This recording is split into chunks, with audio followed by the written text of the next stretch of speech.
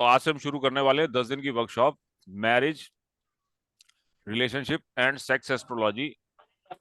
तो सबसे पहले अपने अपने गुरुदेव का ध्यान कर लीजिए, है ना। इनके आशीर्वाद के बिना कुछ नहीं है जीवन में। गुरु ब्रह्मा, गुरु विष्णु, गुरु देवो महेश्वरा, गुरु साक्षात परब्रह्म तस्मै श्री गुरु नमः। उसके बाद गणेश जी का ध्यान करेंगे। वक्रतुंड महाकाय सूर्यकोटि समप्रभा, निर्विघ्न कुरु मे देव सर्वकारेषु सर्वदा। तो ये हमारी 10 दिन की प्रोडक्टिव एस्ट्रोलॉजी वर्कशॉप है, marriage, relationship and sex astrology. ठीक है।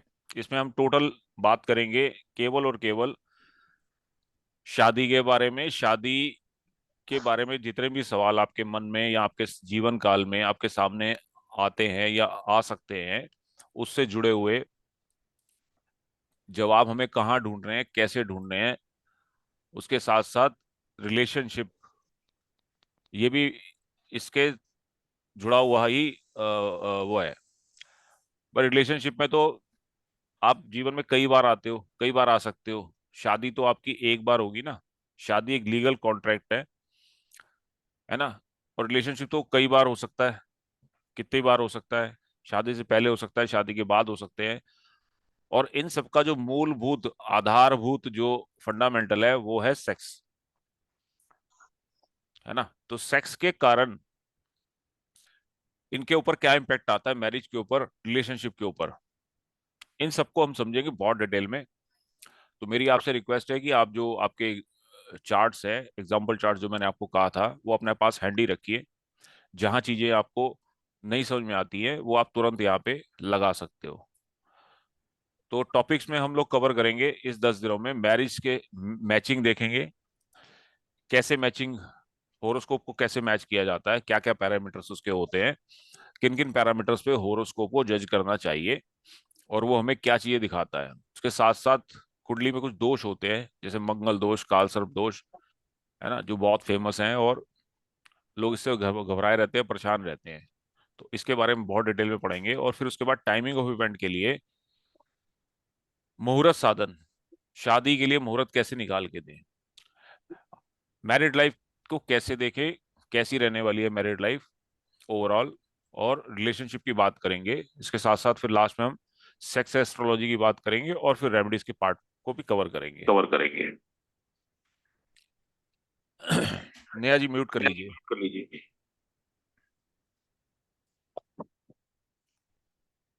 तो मैरिज मैचिंग मैचिंग की बात जहां तक करते हैं, सबसे जो ज्यादा आजकल या प्राचीन काल से ही अष्टकूट गुण मिलान पे जोर दिया जाता है, जो कि एक पैरामीटर है ना। आठ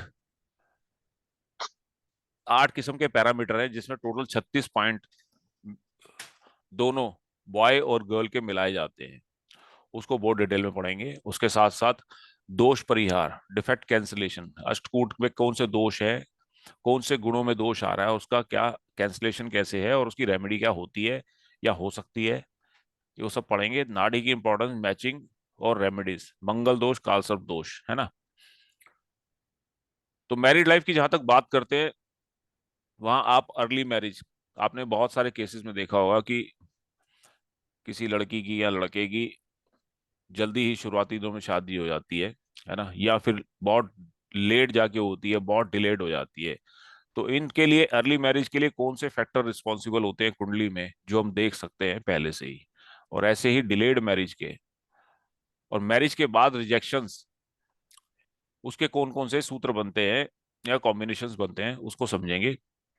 शादियां ब्रेक हो जाती हैं या एंगेजमेंट, शादी से पहले ही एंगेजमेंट का ब्रेक हो जाना, या कुंडली में शादी का प्रॉमिस ही ना होना, उसको भी देखेंगे। नवांश कुंडली को बहुत अच्छे से पढ़ेंगे, है ना। और एक हैप्पी और फ्रूटफुल लाइफ, मैरिड लाइफ कैसे नेटिव जी सकता है, उसको कैसे देख सकते हैं, उसके क्या सूत्र होते हैं, क्या क्या कॉम्बिनेशन कुंडली में बनते हैं। ऐसे ही अनहैप्पी मैरिड लाइफ या लड़ाई झगड़े से भरी भरपूर, है ना, उसको देखेंगे। Love marriage, arrange marriage, divorce, separation, इन सबको एक एक करके हम खंगालेंगे कुंडलियों में। फिर इसके साथ साथ री मैरिज, क्या दोबारा शादी का योग है या मल्टीपल शादियों के योग या केवल एक ही जीवन में एक ही शादी होगी, दूसरी शादी का योग नहीं है ना। अगर होगी तो क्या वो सक्सेसफुल होगी या वो भी स्पॉइल हो जाएगी, है ना। शादी किससे हो सकती है, डाइवोर्सी से या विडो से, इंटरकास्ट मैरिज को कैसे देखेंगे, ये सब चीजें आप पहले से ही कुंडली में देख के और उसके ऊपर अपनी स्टैंप लगा के साइन करके दे सकते हो।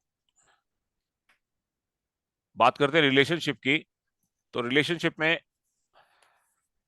आजकल जो सबसे हॉट टॉपिक है यंगस्टर्स में, और जो ज्यादातर ऑनलाइन प्लेटफॉर्म में ज्यादातर सवाल आप एनकाउंटर करते हैं, वो अफेयर्स का रिलेशनशिप से जुड़े हुए होते हैं। मोस्टली सवाल आते हैं रिलेशनशिप को लेके, अफेयर्स को लेके, है ना, फेलियर्स को लेके, जिसमें कभी बॉय ने गर्ल को डिच कर दिया तो गर्ल ने बॉय को डिच कर दिया, तो वो आपके पास कंसल्टेंसी ले रहा है बैठ के, है ना। और ऐसे सवाल होते हैं, विल ही मैरी मी, क्या वो लौट के आएगा या वो लौट के आएगी, क्या उससे मेरी शादी हो सकती है, बॉयफ्रेंड गर्लफ्रेंड प्रॉब्लम, ये कॉमन प्रॉब्लम है आज के यंगस्टर्स में, है ना। तो मेरे पास 4 प्रपोजल है, उसमें से मैं किससे मैरी करूं, who is the best suited for me, ऐसे सवाल भी आपको आएंगे, आपको एनकाउंटर होंगे, आपको उसमें कैसे उसका सटीक आंसर आप दे सकते हो, कहीं फंसोगे नहीं आप। और कोई बहुत ही ज्यादा सनकी हो तो वो अपने फियांसे के बारे में, है ना, वर्जेनिटी के बारे में भी ऐसे सवाल आपको मिल जाते हैं। कभी ना कभी लाइफ में आपको इनसे दो चार होना पड़ता है। लिव इन रिलेशनशिप आज की डेट में बहुत कॉमन कंसेप्ट हो गया है, फॉरेनर्स को देख देख के, वेस्टर्नर्स को देख देख के, यहाँ पर भी हमारे इंडिया में भी लोग ज्यादा लिव इन रिलेशंस को प्रेफर करने लगे हैं या उसमें रहने लग गए हैं। वन नाइट स्टैंड वाला फॉर्मूला तो प्राचीन काल से चलता आ रहा है, ये कोई नया नहीं है। इसमें दोनों ही सेक्स जो हैं, चाहे मेल है या फीमेल है, वन नाइट स्टैंड के क्या कॉम्बिनेशंस हैं चार्ट में, उसको हम समझेंगे, whether it is a boy male और whether it is a female. Hiralal ji आगे क्या? सर कह रहे हैं मैं अभी ज्वाइन कर रहा हूँ 5 मिनट में। अच्छा ठीक है, ओके।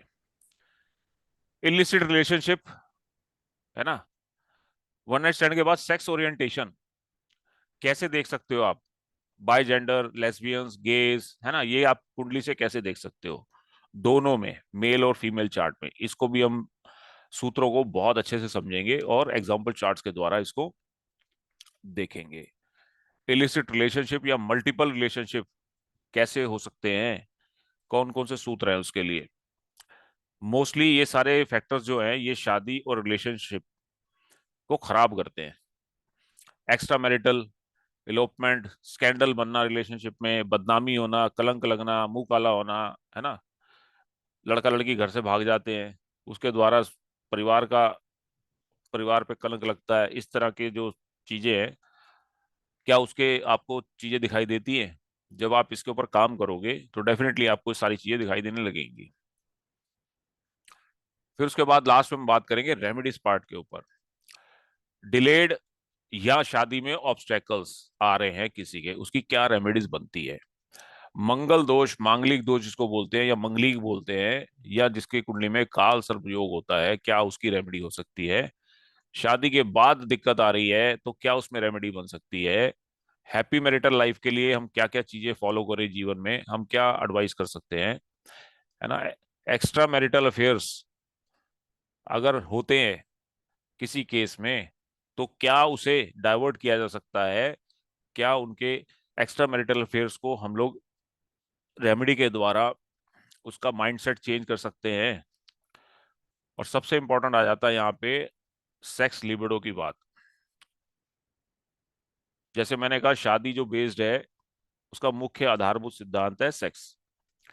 तो कई बार, मोस्ट ऑफ द केसेस में शादियां खराब होती है या तो हाई सेक्स लिबिडो की वजह से, या सेक्स लिबिडो होता ही नहीं है, इम्पोटेंसी के कारण भी शादियां खराब होती है। इसकी क्या रेमेडी बनती है, क्या रेमेडी हो सकती है, इसके ऊपर भी हम आखिरी में बात करेंगे। तो सबसे पहले जरूरी है मैचिंग ऑफ होरोस्कोप। जब भी आपके पास आजकल हमारे जब इंडिया की बात करते हैं, हिंदुस्तान की बात करते हैं, तो यहाँ पर बहुत प्रचलन शुरू से, प्राचीन काल से रहा है शादी को ना केवल खेल समझ के, बल्कि दोनों के होरोस्कोप को मैच करके, और काफी चीजें देखी जाती थी, तब जाके शादी जो है, दो परिवारों को मिलन होता था। इसे दो परिवारों का मिलन बोला जाता था।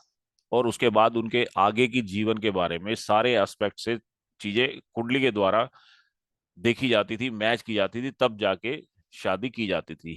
लेकिन धीरे धीरे मॉडर्नाइजेशन के टाइम पे ये चीजें पीछे छूटती जा रही हैं, और रिजल्टेंट आज की डेट में सबसे ज्यादा केसेस, डाइवोर्स के केसेस जो है, वो हमारे ऑनरेबल जो कोर्ट्स हैं उसमें पेंडिंग पड़े हुए हैं। उसका कारण कई हद तक हमारी जो सोच है ना, सोच में बदलाव में भी है।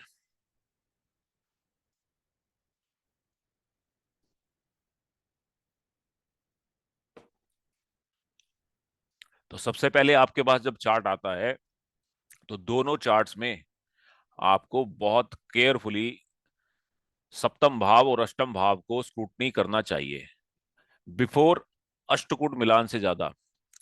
अष्टकूट मिलान के अलावा आपको लड़के का सप्तम भाव और लड़की का सप्तम भाव, और लड़के का अष्टम भाव और लड़की का अष्टम भाव,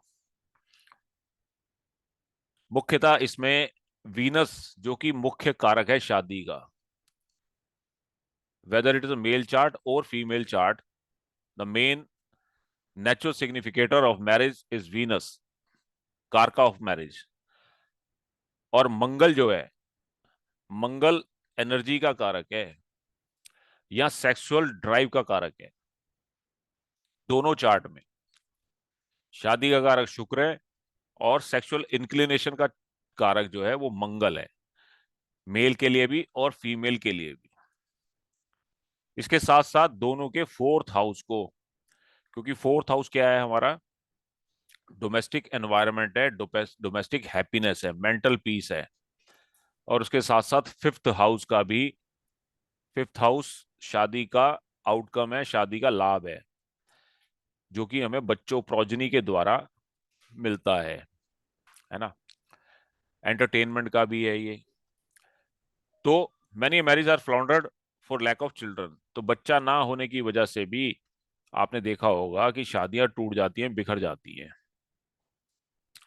तो इसलिए किसी भी चार्ट में सप्तम भाव, अष्टम भाव, चतुर्थ भाव, पंचम भाव, इसका केयरफुली एग्जामिनेशन करना बहुत जरूरी है। उसके साथ साथ लॉन्ग लाइफ, दोनों की लॉन्जिविटी, ये प्राइम फैक्टर आ जाता है ना। दोनों के चार्ट में आप लॉन्जिविटी देखेंगे, horoscope is good for earning decent amount of money to be able to support the family।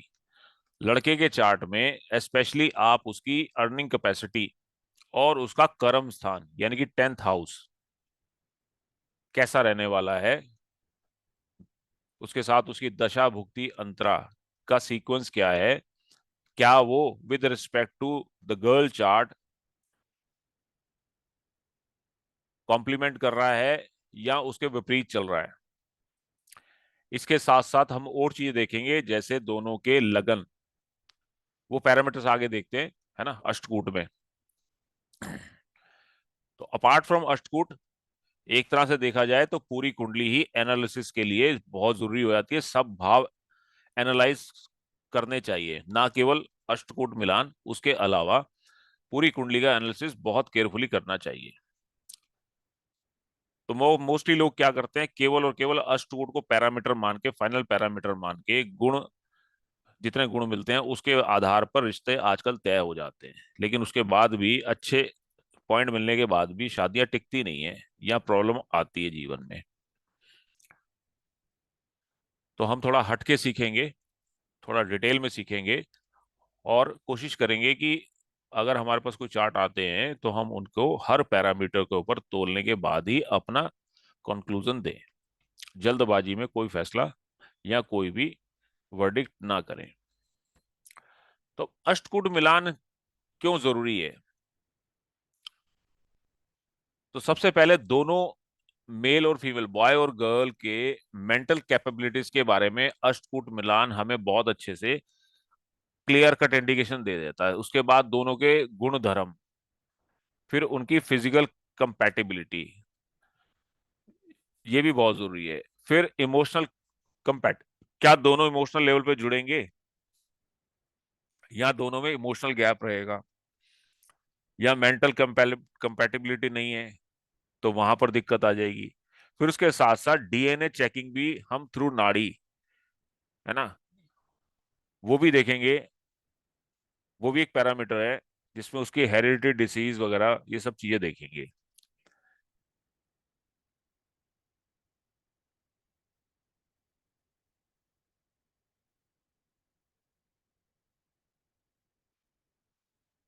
तो आपने सेंड कर दिया हिराला जी को हाँ लिंक जी, सेंड हाँ कर? जी। अच्छा, आ वो रहे है हैं नहीं, वो। अच्छा ग्रुप में नहीं है वो, ओके। है ना, तो डीएनए को भी चेक करेंगे दोनों के। और कोई ऐसी प्रॉबिलिटी बनती है जो आगे हेरिडिटी डिसीज कर ले जाती है, तो उसको भी पहले से हम भाप के, और उसका इलाज अगर हो सकता है तो वो भी करेंगे, नहीं तो पिक्चर क्लियर कर देंगे कि सर ऐसा ऐसा है, ऐसा हो सकता है आपके साथ, है ना। तो वैदिक एस्ट्रोलॉजी में कुंडली मैचिंग या होरोस्कोप मैचिंग प्राचीन काल से, मैंने बोला, प्रचलन में है ना, क्योंकि इसे यहाँ पर सेक्रेड बॉन्ड बोला जाता है, बॉन्डिंग बोली जाती है, ना केवल दो आत्माओं के बीच में बल्कि दो परिवारों के बीच में, है ना, लाइफ टाइम रिलेशन की तौर पे से। और यहाँ ये भी कहा जाता है कि marriages are made in heaven, तो रिश्ते जो हैं वो पहले से ही हमारे लिए बना दिए जाते हैं, लेकिन हमारा फर्ज बनता है कि हम एक राइट रिश्ता उसके लिए, अगर हमारे सामने कुंडली आई है तो क्या देखें, whether they are made for each other और not. There are different names for match making like kundli milan, गुण मिलान, होरोस्कोप मैचिंग, कंपैटिबिलिटी, लग्न मिलापक, किसी भी नाम से इसको, है ना, डिफरेंट डिफरेंट नामों से जाना जाता है। मेन फैक्टर्स के क्या हैं कंसिडरेशन के? एक तो अष्टकूट मिलान, मांगलिक दोष, नवामशा चार्ट की, है ना, दोनों के नवामशा चार्ट में भी चीजों को देखना। बात करते हैं, शुरू करते हैं अष्टकूट गुल मिलान से। तो जब भी कुंडली आपके पास आती है बॉय और गर्ल की, तो सबसे पहले कूट मिलान जो है, दोनों के चार्ट में कूट मिलान नेटल मून से किया जाता है। मून की पोजीशन से, जो मून जिस नक्षत्र में है उसको बेस मान के दोनों के, और 8 तरह के कूट जो हैं वो हमारे ऋषि मुनियों ने पैरामीटर्स बनाए हैं, उन पैरामीटर्स पे कुंडलियों को आपस में जज किया जाता है on the basis of points obtained by both of charts. Total 36 गुण होते हैं, जिसमें से कितने गुण मिले हैं वो शादी को डिसाइड करता है कि weather it is a compatible chart और नॉट कंपैटिबल। तो ये अष्टकूट जो है, जैसे नाम से ही विदित है, 8, अष्ट का मतलब 8 और कूट का मतलब आस्पेक्ट्स, तो जीवन के 8 आस्पेक्ट्स को आपस में मैच करके देखते हैं दोनों के। प्रोबेबिलिटी क्या है इनके जीवन में, वो 8 पैरामीटर क्या है? सस्टेनेबिलिटी, जो कि सस्टेनेबिलिटी वो दिखाते हैं, टोटल पॉइंट 36 है, जिसमें से मिनिमम जो स्कोर है 18 माना गया है। 50% भी यदि मिल जाते हैं आउट ऑफ 36, तो भी शादी रिकमेंड कर देते हैं। But in some certain cases 28 गुण मिलने के बाद भी शादी जो है वो रिकमेंड नहीं करनी चाहिए। तो उसको समझते हैं क्या चीज है। तो 8 तरह के कूट में सबसे पहला जो कूट है वो है वर्ण। वर्ण का मतलब है कि हमारे प्राचीन काल से ही समाज को 4 वर्णों में विभाजित किया, ब्राह्मण, क्षत्रिय, वैश्य और शूद्र। 4 वर्णों का पहले से ही उल्लेख है शास्त्रों में। 4 categories are defined in our social, है ना। तो ये जातक की स्पिरिचुअल कंपैटिबिलिटी दिखाता है बॉय और गर्ल के अंदर, कि इनका धर्म, गुण धर्म क्या होगा, इनका किस नेचर के होंगे। इसको डिटेल में एनालाइज करना आगे सीखते हैं। दूसरा पैरामीटर आता है वश्य के ऊपर। वश्य is nothing but a mutual attraction. Control in marriage also calculates the power equation between marriage couples. A person classified into 5 type of वश्यस. तो पहला है क्या मानव वश्य है, नर बोलते हैं इसको, ह्यूमन बोलते हैं. दूसरा वनचर. तीसरी कैटेगरी है चतुष्पाद, जो 4 पैर वाले जानवर होते हैं. चौथी कैटेगरी, पांचवी कैटेगरी आती है जलचर, जल में विचरण करने वाले. और लास्ट में पांचवा जो इसमें क्लासिफिकेशन है वो है कीट, इंसेक्ट, 100 पैरों वाले, है ना. तो इसका भी मिलान जरूरी है म्यूचुअल अट्रैक्शन के मामले में. उसके बाद तारा मिलान करते हैं, जिसको दिना भी बोलते हैं. It is related with the birth star compatibility and destiny. दोनों के भाग्य को मैच किया जाता है नक्षत्र के बेस पर, कि बॉय और गर्ल के नक्षत्र को मैच किया जाता है इसमें. फिर उसके साथ साथ योनि की कंपैटिबिलिटी सेक्सुअल प्लेजर के लिए या सेक्सुअल लाइफ के लिए देखी जाती है. उसके लिए योनि मिलान करते हैं.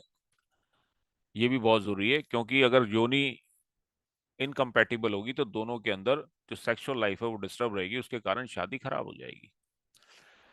और mutual love between the couple, yoni koot is qualified to 14 animal. इसको 14 प्रकार के एनिमल से जोड़ के देखा गया है, जिसमें मुख्यतः horse, elephant, sheep, snake, dog, cat, rat, cow, buffalo, tiger, deer, monkey, lion और mongoose.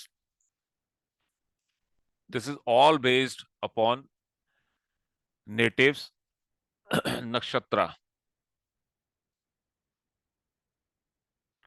दोनों के नक्षत्र से ये चीजें डिराइव होती हैं और उनको मैच किया जाता है. पांचवा बहुत इंपॉर्टेंट है, ग्रह मैत्री. ग्रह मैत्री बहुत जरूरी है. ये दोनों के मेंटल कैपेबिलिटी के बारे में बताती है. अफेक्शन और आपस में कितना फ्रेंडली रिलेशन इनका रहने वाला है, एक दूसरे के साथ कितना फ्रेंडली रहेंगे. It also present the moon sign compatibility between couples. तो मून के साइन से भी कंपैटिबिलिटी ये दिखाती है हमें. दोनों के मून किस साइन में है, किस राशि में है, राशि के लॉर्ड जो हैं वो आपस में मित्र हैं, शत्रु हैं. तो उसी हिसाब से ग्रह मैत्री में पॉइंट सिस्टम बना हुआ है. छठे नंबर पे आता है गण. गण कॉरस्पॉन्ड करता है उसके बिहेवियर और टेम्परामेंट को. तो जन्म नक्षत्र से 3 कैटेगरी डिफाइन होती हैं किसी भी नेटिव की, वेदर इट इज अ देवगण, मानवगण और राक्षस गण. तो ये भी जरूरी हो जाता है टेम्परामेंट के लिए और एक दूसरे के बिहेवियर के लिए. सातवां कूट आता है भकूट. It relates to the emotional compatibility and love between partners. ठीक है. तो the position of the planets the boy birth chart is compared with the girl birth chart. If the boy moon is placed in the second, third, fourth, fifth, sixth house from the girl's moon, then it is considered bad और good. In case of female, if natal chart moon is placed in the second, third, fourth, fifth and sixth, तो boy के चंद्रमा से लड़के के चंद्रमा की position को देखा जाता है.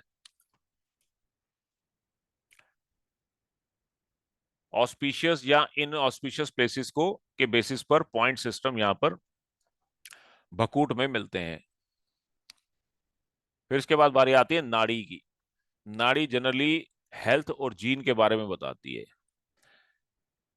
और आगे जो प्रोजनी है वो कैसी रहने वाली है, क्या वंश वृद्धि होगी नहीं होगी, है ना.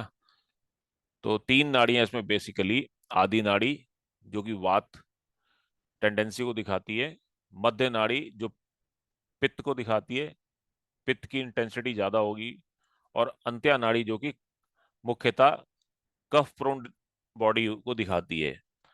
तो इसका भी मिलान बहुत जरूरी हो जाता है हेल्थ वाइज से और आगे आने वाली नस्लों के क्वालिटी के ऊपर, कि कैसी आगे जनरेशन हम समाज को देने वाले हैं, है ना. तो 36 गुण मिलान में वर्ण, जो वर्ण कूट है, पहला कूट है, इसको 1 अंक मिला है, जो कि इनके वर्क में, एरिया ऑफ लाइफ में वर्क को रिप्रेजेंट करता है, दोनों के वर्क के ऊपर. वश्य जो है ये दोनों का डोमिनेंस दिखाता है. 2 पॉइंट मैक्सिमम इसमें मिलते हैं. और डोमिनेंस किसका रहेगा जीवन में? क्या डोमिनेटिंग होगा, मेल डोमिनेटिंग है, या क्या स्त्री इसमें डोमिनेटिंग है, या पूरे अंक मिल रहे हैं तो डोमिनेंस दोनों का बराबर रहेगा? तारा में बात करेंगे, जो कि डेस्टिनी से कॉरस्पॉन्ड करता है, डेस्टिनी को दिखाता है, उसके 3 पॉइंट हैं। योनि मेंटेलिटी को दिखाता है, इसके 4 पॉइंट हैं। ग्रह मैत्री, सबसे इंपॉर्टेंट फैक्टर है ग्रह मैत्री, जो फ्रेंडलीनेस को दिखाता है। राष्ट्राधिपति, चंद्र की राशि से देखा जाता है, इसको आगे देखते हैं। इसके 5 पॉइंट हैं। गण गुट को 6 पॉइंट मिले हैं, जो कि दोनों के टेम्परामेंट की मैचिंग करता है। ऐसे ही भकूट जो है वो दोनों के लव लव अफेक्शन कितना रहेगा, 7 पॉइंट इसके हैं। और नाड़ी दोष जो है, जो नाड़ी कूट है, ये दोनों की हेल्थ और आगे हेरिडिटी, है ना, वंश को दिखाता है, जिसके 8 पॉइंट है। तो पॉइंट से ही आप अंदाजा लगा सकते हो कि यदि 8 अंक किसको मिले हैं, नाड़ी को, तो ये सबसे इंपॉर्टेंट है। उसके बाद सेकंड इंपॉर्टेंट भकूट है, गण है, ग्रह मैत्री है ना। बहुत इंपॉर्टेंट फैक्टर है ये। क्वेश्चन। जी। नाड़ी में आपने जो 8 पॉइंट बताए, इसमें क्या लॉन्जेविटी भी इसी में आती है, वो अलग से होता है? नहीं, लॉन्जिविटी बिल्कुल अलग चैप्टर है इससे। इससे कोई मतलब नहीं लॉन्जिविटी का, ये केवल दोनों के कुंडली में चंद्रमा की पोजीशन से केवल चीजों को मैच करना है ना। एक एक पॉइंट को पकड़ते हैं और देखते हैं। तो इंपॉर्टेंस क्या है इसकी गुण मिलान की? टोटल 36 गुण मिलान है, 36 पैरामीटर हैं, 36 पॉइंट हैं इन 8 पैरामीटर पे। There are 8 parameters. Out of 8 parameters, total 36 points में कितने पॉइंट मिलते हैं? अगर लेस देन 18 पॉइंट दोनों के मैच होते हैं, तो ऐसे में शादी रिकमेंडेबल नहीं होती, है ना। और अगर 18 से 24 हैं, तो ये एक एवरेज या एक्सेप्टेबल मैच है ना, एवरेज मैच है ये शादी के लिए। 24 से 32 अगर पॉइंट आते हैं तो ये बहुत अच्छा है, ऐसी शादियां शास्त्र कहते हैं कि सक्सेसफुल रहती हैं। और 32 से 36 तो एक्सलेंट माना गया है, लेकिन रियलिटी में ये देखा गया कि 18 से कम पॉइंट्स वाले भी शादियां टिक जाती हैं, और 32 से 36 वाली शादियां भी नहीं टिक पाती। तो उसके लिए क्या क्या चीजें इफेक्टिव होती हैं वो आगे समझते हैं। तो कुल मिला के आप गुण मिलान में, अष्टकूट गुण मिलान में आप नंबरों गेम को समझ सकते हो कि यदि 18 से लेके 32 तक गुण मिलते हैं तो शादी रिकमेंडेबल हो जाती है। 32 से 36 तो बहुत रेयर मिलते हैं। तो ये हमने बेसिक्स पढ़े हैं, है ना। जोड़ी सिस्टम को हमने अच्छे से समझा हुआ है, सोलर सिस्टम को हमने समझा हुआ है, राशियां भी हमें मालूम है 12 होती है, कॉन्स्टलेशन 27 होते हैं, और हर नक्षत्र में 9 सब होते हैं, दिस इज कॉल्ड सब। डिवीजन ऑफ जोडिएक भी हमने देखा हुआ है, कैसे कैसे जोडिएक में हमारी राशियां जो है बनी हुई हैं, और राशियों का डिस्ट्रीब्यूशन कैसे है। आई आई गेस कि ये सब आप लोगों को क्लियर है पॉइंट्स। यस। जी सर। जी आगे सर। बढ़े। जी। चलो, तो ये सब हो गया। ये राशियां भी आपको स्वामी तो पता है, कौन कौन सी राशियों के स्वामी कौन कौन है ना। उसके जी। भी ज्यादा डीप में जाने की जरूरत नहीं है। उसके बाद फिर नक्षत्रों का हमें मालूम है कि कौन कौन से साइन में, राशियों में कौन कौन से नक्षत्र फॉल करते हैं, वो हम्म। सब हमें मालूम है ना। तो ये एक ग्लिम्स है। 27 नक्षत्र आप लोगों को याद हो गए होंगे अब तक तो। और ये चार्ट है जिसमें नक्षत्र कौन सी डिग्री से कौन सी डिग्री में फॉल करते हैं, है ना। विंशोत्तरी दशा भी आपको पता है, क्रम केतु से शुरू होके और बुध तक चलता है ना। और उनके ईयर्स भी आपको मालूम है, कौन कौन सी विंशोत्तरी दशा के कितने नंबर ऑफ ईयर्स महादशा के होते हैं, है ना। तो हाउसेस को एक बार थोड़ा सा जनरल ग्लिम्स ले लेते हैं। 12 हाउसेस में फर्स्ट हाउस, है ना, असेंडेंट आपको मालूम ही है। क्वाड्रेंट हाउसेस आपको पता है, केंद्र स्थान को क्वाड्रेंट बोला जाता है। त्रिकोण भाव जो होते हैं 1, 5 और 9 को त्रिकोण भाव बोला जाता है। पनफर हाउस होते हैं हमारे 2, 5, 8 और 11, इनको पनफर कहा जाता है। अपोक्लम होते हैं 3, 6, 9 और 12, है ना। सेकंड हाउस और सप्तम हाउस ये सबके लिए मारक होता है।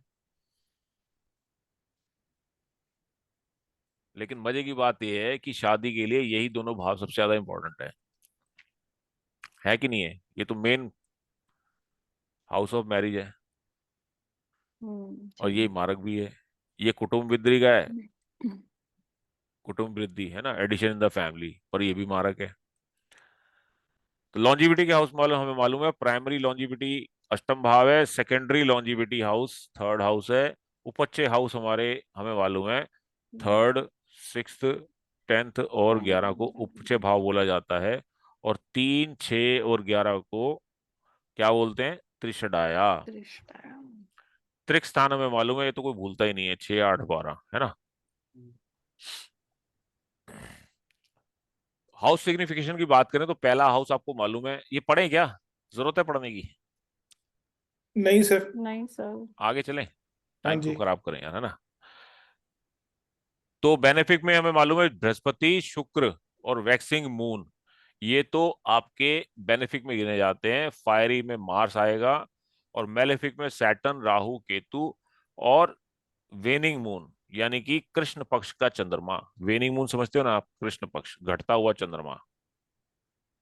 और वैक्सिंग मून मतलब शुक्ल पक्ष का चंद्रमा, शुक्ल पक्ष की तरफ बढ़ता हुआ चंद्रमा, है ना।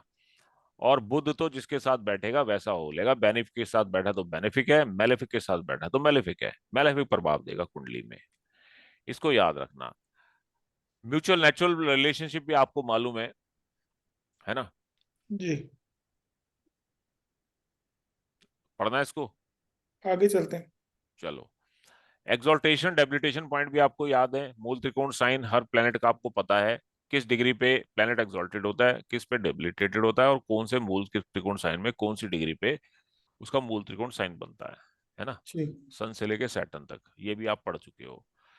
एस्पेक्ट भी आपको मालूम है, सबके पास 7वीं कॉमन दृष्टि है, मंगल के पास, बृहस्पति के पास और शनि के पास स्पेशल एस्पेक्ट है, वो भी आप पढ़ चुके हो। एग्जाम्पल क्यों आ गया पहले? चलो एग्जाम्पल को बाद में लेंगे। तो सबसे पहले पहला जो पैरामीटर है अष्टकूट मिलान का वो है वर्ण। इसको समझते हैं, वर्ण क्या है ये, है ना, जो कि स्पिरिचुअल कंपैटिबिलिटी को दिखाता है। 1 नंबर मिलता है इसका, आइदर इट विल स्कोर 1 और 0। अगर ये कंपैटिबिलिटी है दोनों में तब इनको 1 अंक मिलेगा, नहीं तो 0 मिलेगा।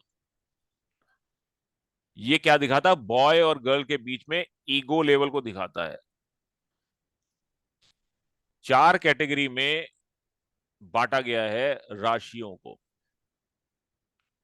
वर्णों को, सॉरी, ब्राह्मण, क्षत्रिय, वैश्य और शूद्र। इसका क्या इंपैक्ट पड़ता है? यदि किसी का वर्ण, ये आपको कहाँ दिख सकता है वैसे? वर्ण वगैरह आपको मालूम है? सॉफ्टवेयर में देखना हो तो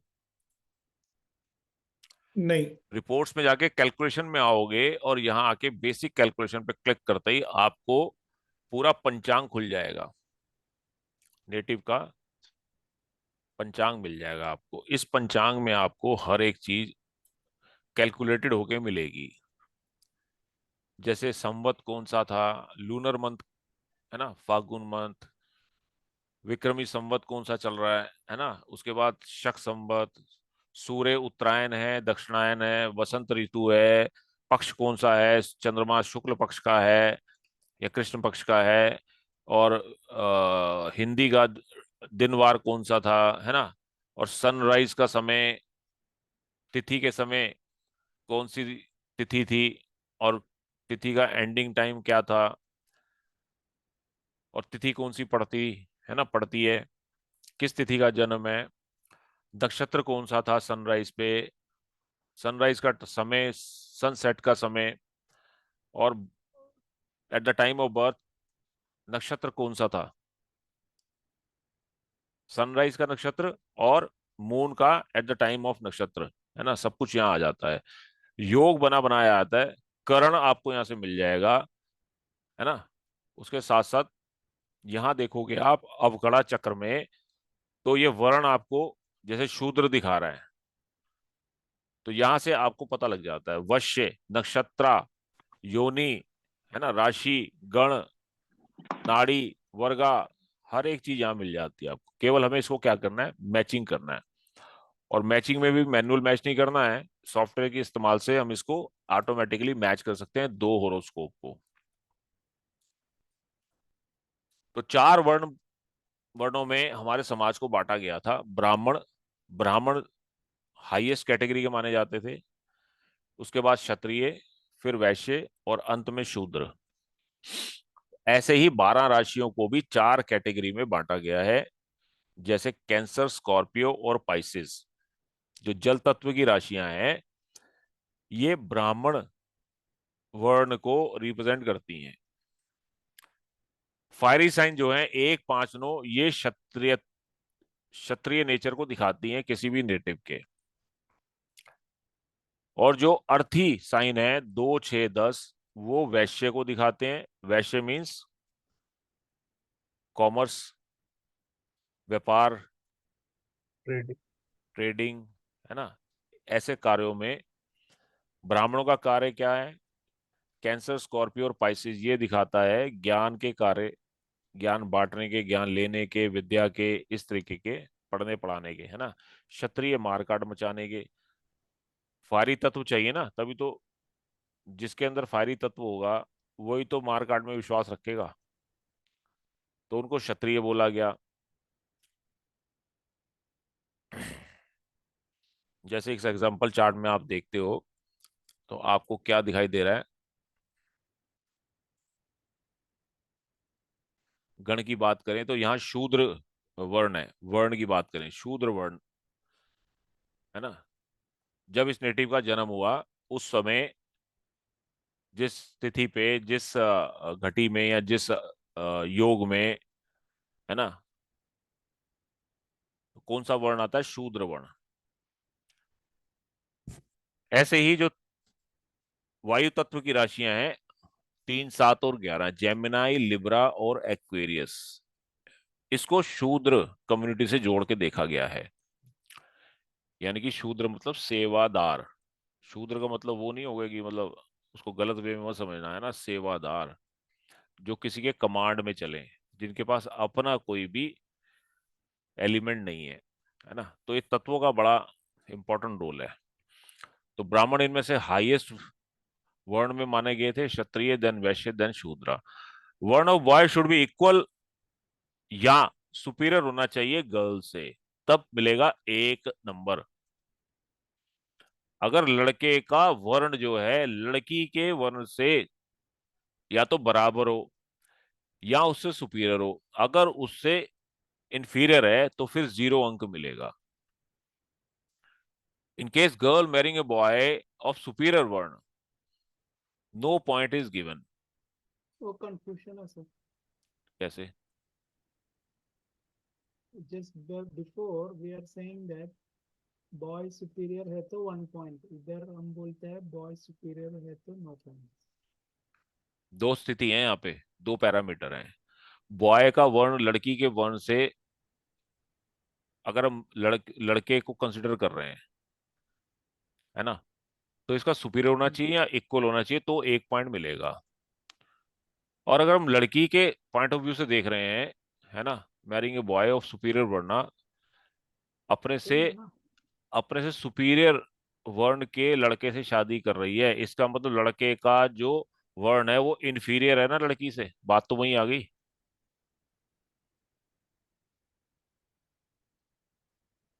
बात तो वही है Ashwin. Yes sir. No sir. Both are अरे सेम थिंग ना। Yeah but point you are saying 1 and 0। दोनों केस में बॉय का वर्ण जो है लड़की के वर्ण से या तो इक्वल हो या सुपीरियर होना चाहिए। लड़की का जो वर्ण है वो लड़के से सुपीरियर किसी भी केस में नहीं होना चाहिए। बात समझ आई? ओके। दोनों का एक ही मतलब है, कंफ्यूजन नहीं है। Okay. तब तो एक अंक मिलेगा, नहीं तो 0 अंक मिलेगा इस पैरामीटर पे। Maximum point is 1, either they will get 1 और 0। क्लियर है? सर आप बोल रहे हैं बॉय का वर्ण सुपीरियर होना चाहिए गर्ल से, बिल्कुल। बट नीचे लास्ट पॉइंट है इसमें, in case a girl marrying a boy of a superior वर्ण, अगेन वही है, in case a boy marrying अ वर्ण ऑफ अ सुपीरियर, मतलब girl marrying girl of superior वर्ण, तभी नो पॉइंट आना चाहिए ना सर वैसे। वही तो बोल रहा था मैं, but will not waste time, will discuss after तो दैट। 0 पॉइंट आप देंगे ना फिर, अगर if boy is marrying a hmm. Equal और सुपीरियर टू दैट ऑफ, मतलब बॉय का वर्ण ज्यादा बॉय सुपीरियर का होना हमेशा चाहिए, सुपीरियर होना चाहिए हाँ तो इन एनी केस। 1 पॉइंट है।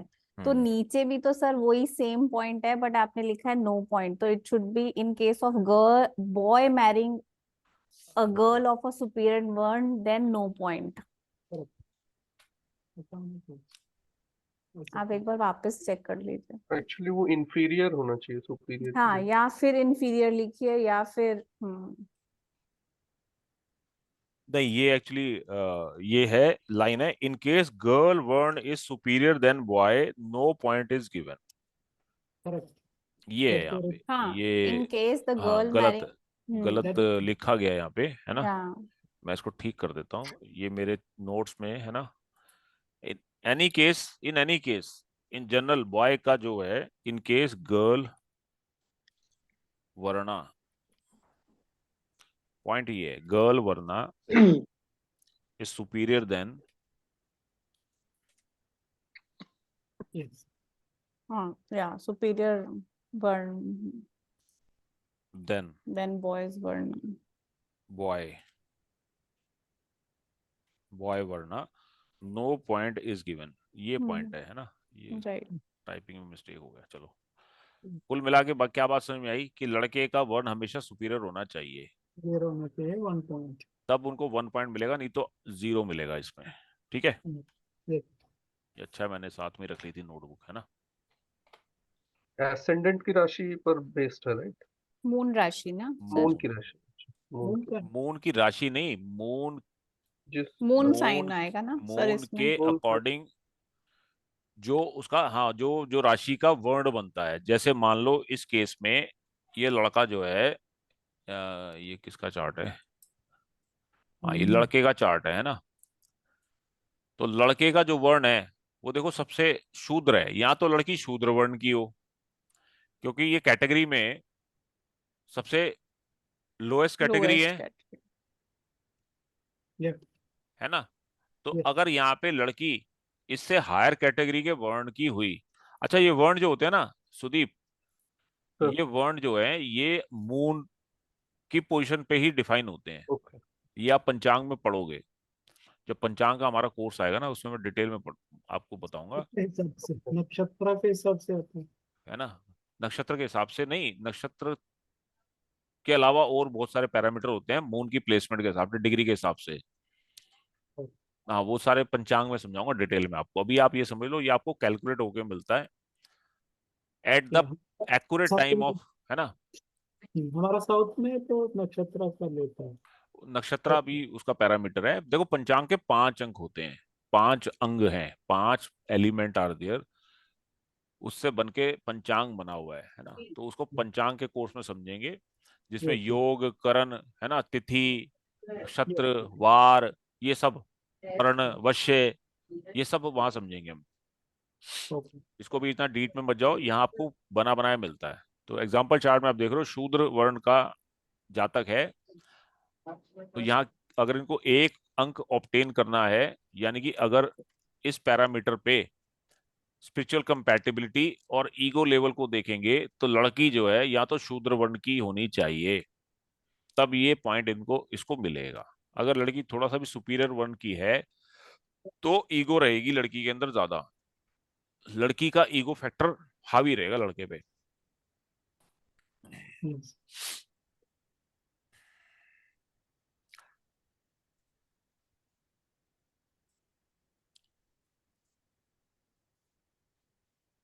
है ना? तो 4, 8, 12 राशियों का वर्ण ब्राह्मण है, मेष, लियो और सजिटेरियस का क्षत्रिय है, अर्थी एलिमेंट का वैश्य शूद्र है।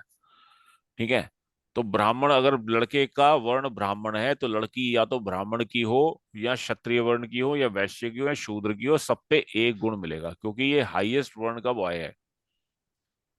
क्या समझे? Yes, तो अब yes. तो इसकी पड़ जाएगी। Hmm. अगर लड़का क्षत्रिय है और लड़की ब्राह्मण है, हाईएस्ट वर्ण हो गया ना भाई। क्षत्रिय जो है ये सेकंड कैटेगरी में आता है, ये फर्स्ट कैटेगरी, ए कैटेगरी, ये बी कैटेगरी, ये सी कैटेगरी, ये डी कैटेगरी। अगर लड़के का ए कैटेगरी का है, फिर तो कोई भी लड़की आ जाए, ए की आ जाए, बी की आ जाए, सी की आ जाए, डी की आ जाए, एक पॉइंट हर केस में मिल जाएगा। अगर लड़का बी कैटेगरी को बिलोंग करता है और लड़की ए कैटेगरी को बिलोंग करती है, हायर कैटेगरी को, तो फिर अंडा मिलेगा, है ना। लेकिन इससे अगर नीचे कैटेगरी की लड़की है, सी डी और ई, है ना, बी सी और डी, है ना, तब तो एक अंक मिल जाएगा। लड़का अगर सी कैटेगरी में आता है, वैश्य वर्ण में आता है, और लड़की अगर ब्राह्मणी है और उससे क्षत्रिय हायर रैंक की है, तो फिर पॉइंट नहीं मिलेगा। इससे डाउनवर्ड जो है सी और डी में, तो एक पॉइंट मिल जाएगा। और अगर लड़का शूद्र वर्ण का है, जैसा एग्जाम्पल चार्ट में देखा था, तो ये ए बी सी तो चलेंगे नहीं, 0 अंक मिलेगा। केवल शूद्र का शूद्र के साथ ही पॉइंट मिलेगा, मैच करेगा डी का डी के साथ। क्लियर हो गया ये? कोई डाउट? क्लियर है सर। जी सर। है ना। तो ये क्या दिखाता है, वर्ण क्या दिखाता है? ईगोल। ये ओम मैं पाँव में बैठना नीचे यहाँ पे। शीतल जी, शीतल जी, हाँ sorry sir. Spiritual compatibility sir, and ego level. Mute कर लिए शीतल जी, है ना। तो ये किसके लिए देखा जाता है? स्पिरिचुअल कंपैटिबिलिटी और ईगो लेवल, दोनों के ईगो लेवल को दिखाता है। चलो, ये सबसे पहला पैरामीटर है, एक अंक है ना। तो ज्यादा इसको, जैसे मिनिमम है क्राइटेरिया, बट इम्पैक्ट ये भी डालता है जीवन काल में। दूसरे नंबर पे बात आती है वश्य वर्ण की। वश्य देखा जाता है किसके लिए? कंट्रोल, डोमिनेंस, ये डोमिनेंस को दिखाता है।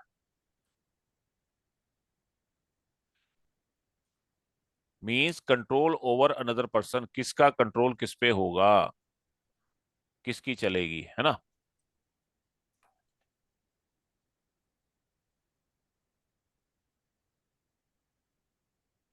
इन्फ्लुएंस किसका ज्यादा होगा या डोमिनेंस किसका ज्यादा होगा, हस्बैंड का या वाइफ का, है ना। तो आज के समय में पहले तो इसको डोमिनेंस इन्फ्लुएंस के तौर पे देखा जाता, लेकिन मॉडर्न टाइम में इस कूट को देश काल पात्र के हिसाब से चीजें बदल जाती हैं। तो अब दोनों की कंपैटिबिलिटी और डेडिकेशन, रिलेशनशिप में दोनों कितने डेडिकेटेड रहेंगे, कितने सीरियस हैं, कितने, है ना, वो उसके ऊपर इसको देखा जाता है। It find that the control over the spouse should be mutual. तो आजकल तो दोनों ही कमाते हैं भैया। पहले तो मेल डोमिनेंट सोसाइटी थी, तब इसको बहुत ज्यादा इंपॉर्टेंस दी जाती थी। लेकिन आज के समय में जब दोनों ही कंधे से कंधा मिला के चल रहे हैं, है ना, तो डोमिनेंस जो है, अगर म्यूचुअल हो दोनों का, किसी एक का डोमिनेंस ना हो, तो ही बढ़िया है ना, तभी गाड़ी चलेगी आज के समय में देश काल पात्र के हिसाब से। ये तो जी ऐसे में कितने जी। पॉइंट मिलने चाहिए? ना दो, ना एक, ना ना जीरो, है ना। एक बढ़िया है ना, हम्म। कोई एक बढ़िया है कि दोनों की डोमिनेंस बराबर होगी। अभी आगे समझते हैं इसको। Excessive one sided control is not considered good, hence vashya koot represent mutual control and amenability between the couple. तो आज के परिप्रेक्ष्य में, पुराने समय में तो दो को ज्यादा अच्छा माना जाता था कि हस्बैंड का डोमिनेंस ज्यादा रहेगा, हस्बैंड का इन्फ्लुएंस कंट्रोल ज्यादा रहेगा वाइफ के ऊपर। तो वो वाइफ जो है टिकी रहेगी, बढ़िया रहेगा। लेकिन आज के समय में ये पैरामीटर बदल के 1 नंबर पे आ गया है ना।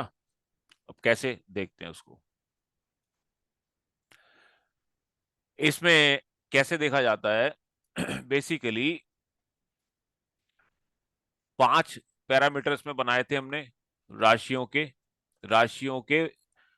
जो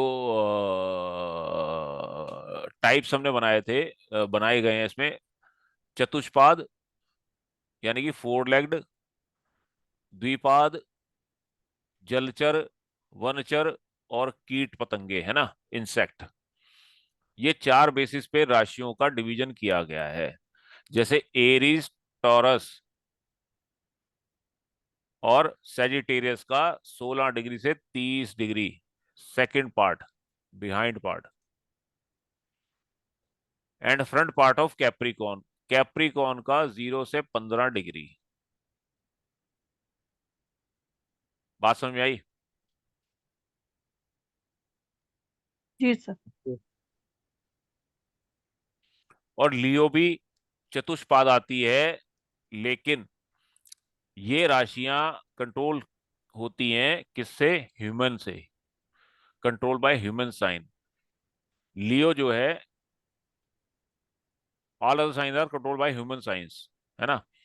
और द्विपाद में जेमिनाई, लिब्रा, वर्गो और Aquarius, the front part of Sagittarius. तो सेजिटेरियस का जो शुरू का हिस्सा बचा था वो यहां आ गया 0 से 15 डिग्री में, किसमें? द्विपाद में। और 16 से 30 डिग्री किसमें आ गया? चतुष्पाद में। क्लियर है? ये जलचर की राशियां तो आपको पता ही है, पाइसिस 12 नंबर, कैप्रिकॉन 10 नंबर, है ना। Behind part of cancer, cancer का 15, 16 से 30 डिग्री, ये माना जाता है किसमें? कैंसर का जलचर राशि में। और इसको कंट्रोल जो है वो ह्यूमन ह्यूमन कंट्रोल माना जाता है। वनचर में लियो राशि को वनचर में माना जाता है, वाइल्ड बीस्ट।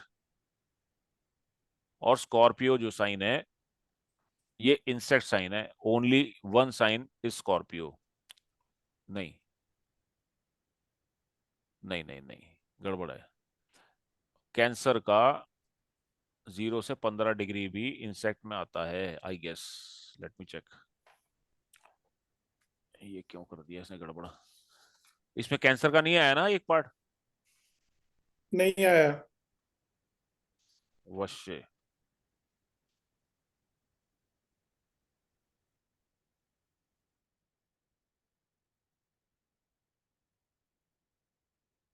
हाँ, कैंसर का पॉइंट नोट कर लेना।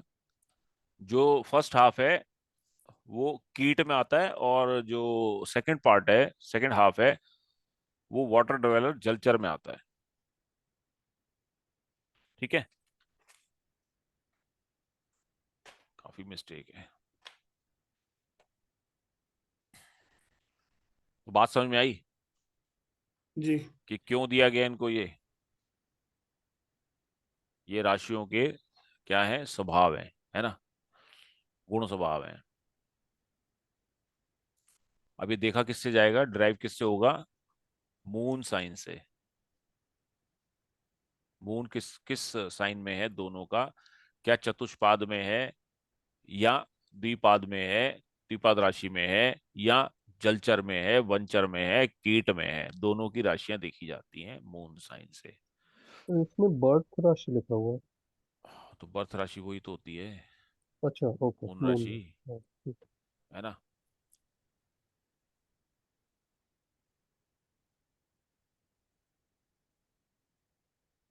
इसमें भी पूरा कैंसर लिया हुआ है।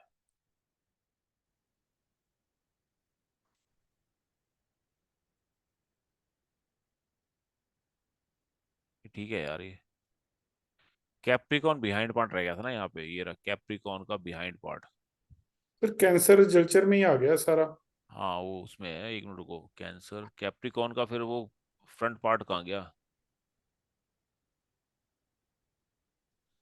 चतुष्पाद में आ गया ना कैप्रिकॉर्न का, ये फ्रंट ऊपर पार्ट चतुष्पाद में आ गया, ये आ गया, सेकंड इसमें आ गया। सेकंड पार्ट इसमें आ गया, बिहाइंड पार्ट है ना, सेकंड पार्ट इसमें आ गया, और कैंसर साइन पूरा इसमें है, ठीक है, ये नोट है ना, कैंसर साइन पूरा जलचर राशि में आता है।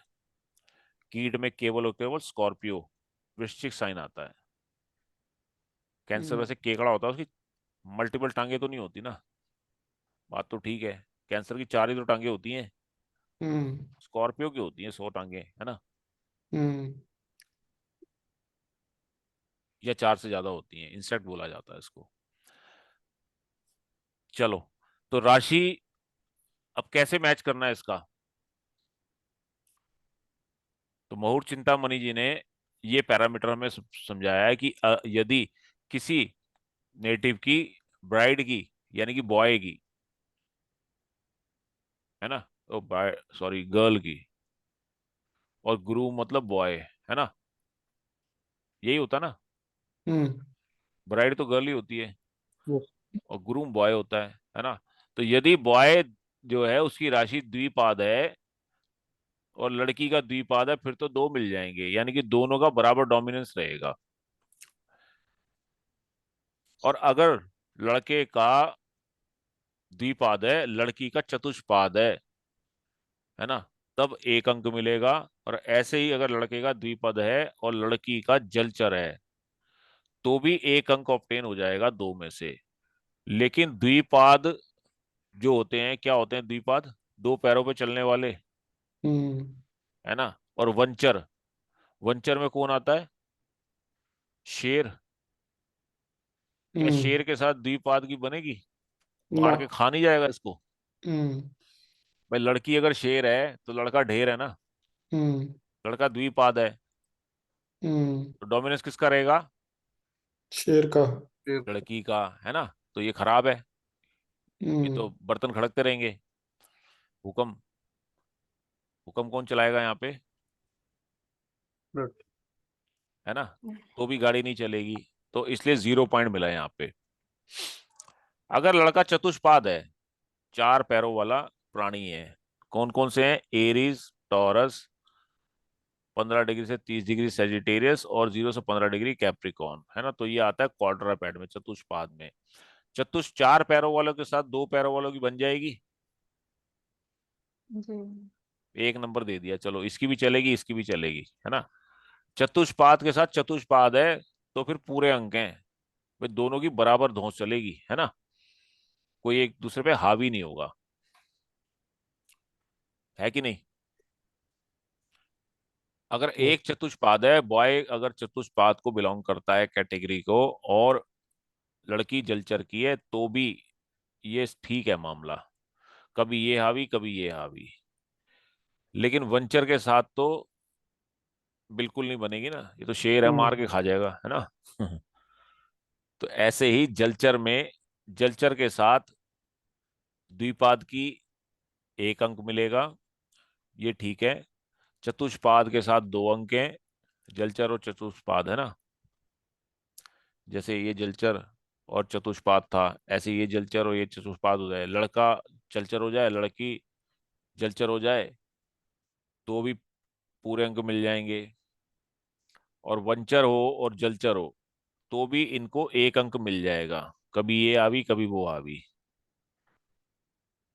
है ना। वंचर की द्विपाद से तो बनती नहीं है, वंचर और द्विपाद तो बनेगा नहीं, यहाँ 0 आ गया। और वंचर के साथ चतुष्पाद को हाफ अंक मिला है, हाफ क्यों मिला है, चतुष्पाद और वंचर। Because lion is the king. यहाँ पे लड़का यदि वंचर है, लड़का अगर शेर है और लड़की चतुष्पाद भी है, तो भी आधा अंक मिल जाएगा। जबकि यहाँ पे लड़का यदि, आप देखो, लड़का यदि चतुष्पाद था और लड़की वंचर थी, तब पॉइंट नहीं मिला। लेकिन लड़का वंचर है और लड़की चतुष्पाद है, तो फिर भी आधा अंक मिल गया इनको, है ना, हाफ पॉइंट। तो खा जाएगा, but half अंक दिया है। हाँ मतलब यहाँ लड़के को थोड़ा सा डोमिनेंस हाँ मतलब शेर डोमिनेंट। होना चाहिए, डोमिनेंट, ये पहले ऐसा माना जाता था। तो मैंने कुल मिला के क्या कहा, ना तो 0 अच्छा है ना 2 अच्छा है, आज के परिप्रेक्ष्य में 1 ज्यादा अच्छा है, जहां दोनों एक दूसरे को, एक मारे दूसरा चुप कर जाए, है ना, आराम से मार खा ले, है कि नहीं। सही है। yes, तो जो 1 वाले पैरामीटर हैं ये ज्यादा अच्छे हैं आज के परिप्रेक्ष्य में। yes, yes, 2 वाला भी ठीक नहीं है, 0 वाला भी ठीक नहीं है। 2 वाला है तो जो 2 ले रहा है ना, उसका डोमिनेंस रहेगा। या ये जैसे द्विपाद द्विपाद है, ये बढ़िया, चलो दोनों, है ना, लड़ाई लड़ाई माफ करो, है ना। चतुष्पाद की सर चतुष्पाद के साथ ठीक है, जलचर की जलचर के साथ ठीक है, वंचर की वंचर के साथ ठीक है, तो ये ठीक है मामला, ये वाला। पर एक कीट का चतुष्पाद के साथ, एक जलचर का चतुष्पाद के साथ, ये मामला ठीक नहीं है। और चतुष्पाद का कीट के साथ, है ना, और कीट का कीट के साथ ठीक है, सेम नेचर है दोनों, तो ये लाइन ठीक है। उसके अलावा जो 1 अंक वाले हैं ना, ये सब ठीक है, ये बेटर है। अगर दोनों ही वर्किंग है, आज की डेट में तो होते ही है, मोस्टली 99% होते ही है वर्किंग, है ना। तो ये आपको ध्यान रखना पड़ेगा जब भी आप चार्ट मैचिंग कर रहे हो, होरोस्कोप मैच कर रहे हो, तो आपको ये पता होना चाहिए कि बॉय भी वर्किंग है, गर्ल भी वर्किंग है। तो उसको मद्देनजर रख के ही आप इन पैरामीटर्स को एनालाइज करोगे। बात समझ में आई। yes, sir. Yes sir. हालांकि ये सब आपको प्रैक्टिकल मैनुअल नहीं करना है, सब कुछ आपको करा कराया उसमें आ जाएगा। यहाँ जब आप, से ग्रेस मार्क्स दे सकते हैं। हाँ, यहाँ से आप एनालाइज कर सकते हो कि हाँ इनका जीवन कैसे रहने वाला है। क्योंकि बहुत सारे बच्चे आजकल ना ये सवाल पूछते हैं कि बताइए ये कैसा रहेगा। पेरेंट्स भी बहुत ज्यादा क्वेश्चन करते हैं कि बताओ मेरी बेटी को, बेटी है तो बेटे के बारे में, लड़के के बारे में, कि क्या लड़का ये ऐसा तो नहीं होगा, लड़की के ऊपर हावी तो नहीं होगा, लड़की को तंग तो नहीं करेगा, ये तो नहीं होगा, वो तो नहीं होगा। 50 सवाल पूछते हैं आजकल, बहुत कंसर्न होते हैं लोग, है ना। तो आप देख सकते हो जैसे कि ये देखो, वर्ण में 0, है ना, और वश्य में एक मानव है और एक वंचर है। ये द्विपाद जो है ना, मानव है ये, है ना। द्विपद का मतलब समझ गए ना, जी जी जी। नर, ये नर मानव। भी लिखा हुआ है, और इसको आप मानव कह लो, या तो बाइपैड, है ना, मानव, मनुष्य, हम्म, ये मानव है। और ये वंचर है, तो वंचर में कौन है, शेर है। तो मिल गया अंडा, मार्क ऑप्टेंड 0। अब यहाँ किसका डोमिनेंस दिख रहा है आपको, हाँ, सुदीप डोमिनेंस। इस, है ना। अब अगर जातिका है या जातक है ना, मतलब डोमिनेंस आपको दिखाई दे गया किसका हम्म है ना। इसका डोमिनेंस नहीं होगा, ये बेचारा दबा रहेगा। वर्ण भी शूद्र है ना, इसका क्षत्रिय है। हम्म क्षत्रिय तो कूटेगा पकड़ के, शूद्र बेचारा हाथ जोड़ता रहेगा, हम्म, मार खाने वाला है शूद्र तो, और क्षत्रिय कूटने वाला है। सर मुझे एक चीज पूछनी थी इसमें। पूछो जी। सर जैसे हम ये सब चेक कर रहे हैं, जब आदमी पैदा होता है उसके हिसाब से सब चीजें चेक हो जाती हैं, लेकिन आदमी के हालात और टाइम के हिसाब से भी उसकी आदतों में बदलाव आता है। जैसे स्पिरिचुअल लेवल है, अध्यात्म लेवल है, तो फिर हम कैसे उसको जस्टिफाई करेंगे? जैसे वर्किंग वाली बात आ रही थी कि मान लो हम देख रहे हैं उस समय वर्किंग है, बाद में कोई नौकरी कर रहा है या नहीं कर रहा है, तो उसका फैट, ईगो लेवल, डोमिनेशन अगर आप लेवल। मोहित कुमार पैदा हुए हो, है ना, तो मोहिनी तो नहीं बन सकते आप रहोगे तो नहीं मोहित ही। नहीं, लेकिन सर बोलते ना जो सहने फैक्ट्री में, वाला। सुनो, हाँ। जो फैक्ट्री में प्रोडक्ट बन के आया है ना, हम्म, बेसिक स्वभाव कभी नहीं बदलता, बेसिक नेचर कभी नहीं बदलता, ये जी। चीजें कभी नहीं बदलेंगी। दशाओं के अनुसार आपका सोच बदल जाए, आपका व्यवहार बदल जाए, लेकिन अंदर से जैसे हो वैसे ही रहोगे। ये गॉड गिफ्ट है, ये आपको अपने कर्मों के अनुसार, जो अच्छा। वर्ण है, वश्य है, योनि है। अब इस बंदे की योनि सेम है, इसका मतलब आपको पता है क्या है वर्ण योनि का मतलब। ये योनि क्यों मिलाई जाती है, लड़का और लड़की की योनि क्यों मिलाई जाती है। जिसको नाड़ी बोलते हैं, नाड़ी। नहीं, नाड़ी तो बहुत लास्ट में है, योनि की बात कर रहे हैं। Sexual योनि क्या होती, क्या योनि? Sexual compatibility. Sexual compatibility. Sexual compatibility है। हाँ जी। यहां से आप देख सकते हो कि इस जातक का सेक्सुअल इंक्लिनेशन कैसा रहने वाला है, शेर की तरह रहेगा ये। अगर इसके कंपैटिबल इसको लड़की नहीं मिली तो इसकी सेक्सुअल डिजायर पूरी नहीं होगी, हमेशा खटपट रहेगी, हम्म, बेड टाइम में खटपट रहेगी हमेशा। ठीक है तो सर। क्या आप इसकी सोच को बदल सकते हो? कोई रेमेडी करा के इसके अंदर का जो शेर है उसको दबा सकते हो? नहीं नहीं सर, ये कभी मैं नहीं मेरा बदल सकता, चाहे कितना मर्जी स्पिरिचुअल हो जाए, कुछ भी हो जाए, चाहे जैसी दशा आ जाए, कुछ भी आ जाए जीवन में, दशा का कोई भी क्रम हो। तो ये बेसिक गुण स्वभाव है, हाँ सर, मूल स्वभाव तो कभी नहीं बदलता है, ये लेकिन कभी नहीं आदमी बाद में बदलता। कभी एडजस्ट कर सकता है, कर लेते हैं लोग जो फंस जाते हैं। वो कर लेते हैं या नहीं करेंगे वो हम आगे समझेंगे, लेकिन आप ये समझ लो कि ये जो आप चीज मैच कर रहे हो ये कभी नहीं बदलेगा। ऐसा स्वभाव व्यक्ति का, अगर कोई जलचर है ना, उसके अंदर स्वभाव रहेगा कैसा, जैसे मछली की तरह होता है ना, चंचल स्वभाव, हम्म, है ना, चंचल रहेगा, उसकी चंचलता कभी खत्म नहीं होगी। वो मन से चंचल है तो चंचल ही रहेगा, जी सर, ठीक है। है ना। दूसरा अगर वंचर है ना, हम्म, दबंग है तो दबंग ही रहेगा वो चाहे जैसी मर्जी दशा हो जाए, शेर शेर ही रहेगा, घास नहीं खाएगा कभी भी। ये नेचर कभी नहीं बदलता। सही बात है। दशाएं और परिस्थितियां व्यक्ति को जरूर बदल देती हैं, बदल सकती हैं, है ना। कंपैटिबिलिटी में किसका चार्ट लगाएं, तो रैंडम ही ले लेते हैं कोई, है ना। इसका भी नहीं है, ओके। इसका कंपेनियन भी नहीं है। Sir, out of class ले लो. चलो आउट ऑफ क्लास ले लेंगे, है ना, पहले ये पढ़ लेते हैं जरा पॉइंट। तो ये जो चीजें है ना ये कभी नहीं बदलती, है ना, आप सब लोग ध्यान रखना। और ये मिलाने मैच करने और कितना पॉइंट आ रहा है उसके हिसाब से आपको दिख जाएगा कि डोमिनेंस फैक्टर किसका हावी रहने वाला है, जीवन भर वो डोमिनेट करता रहेगा। अगर डोमिनेट वाला वहां पे पॉइंट आ रहे हैं, 0 पॉइंट आ रहे हैं, 0 पॉइंट है तो मतलब एक का डोमिनेंस ज्यादा है ना। और 2 है तो मतलब दोनों की मानसिकता बराबर है। और अगर 1 है तो इसका मतलब वो भी अच्छा है, वहां पर भी कभी इसकी जीत कभी इसकी जीत, है ना, ऐसा रहेगा मामला। लेकिन ये 0 वाला मामला तो बिल्कुल खराब है आज के परिप्रेक्ष्य में।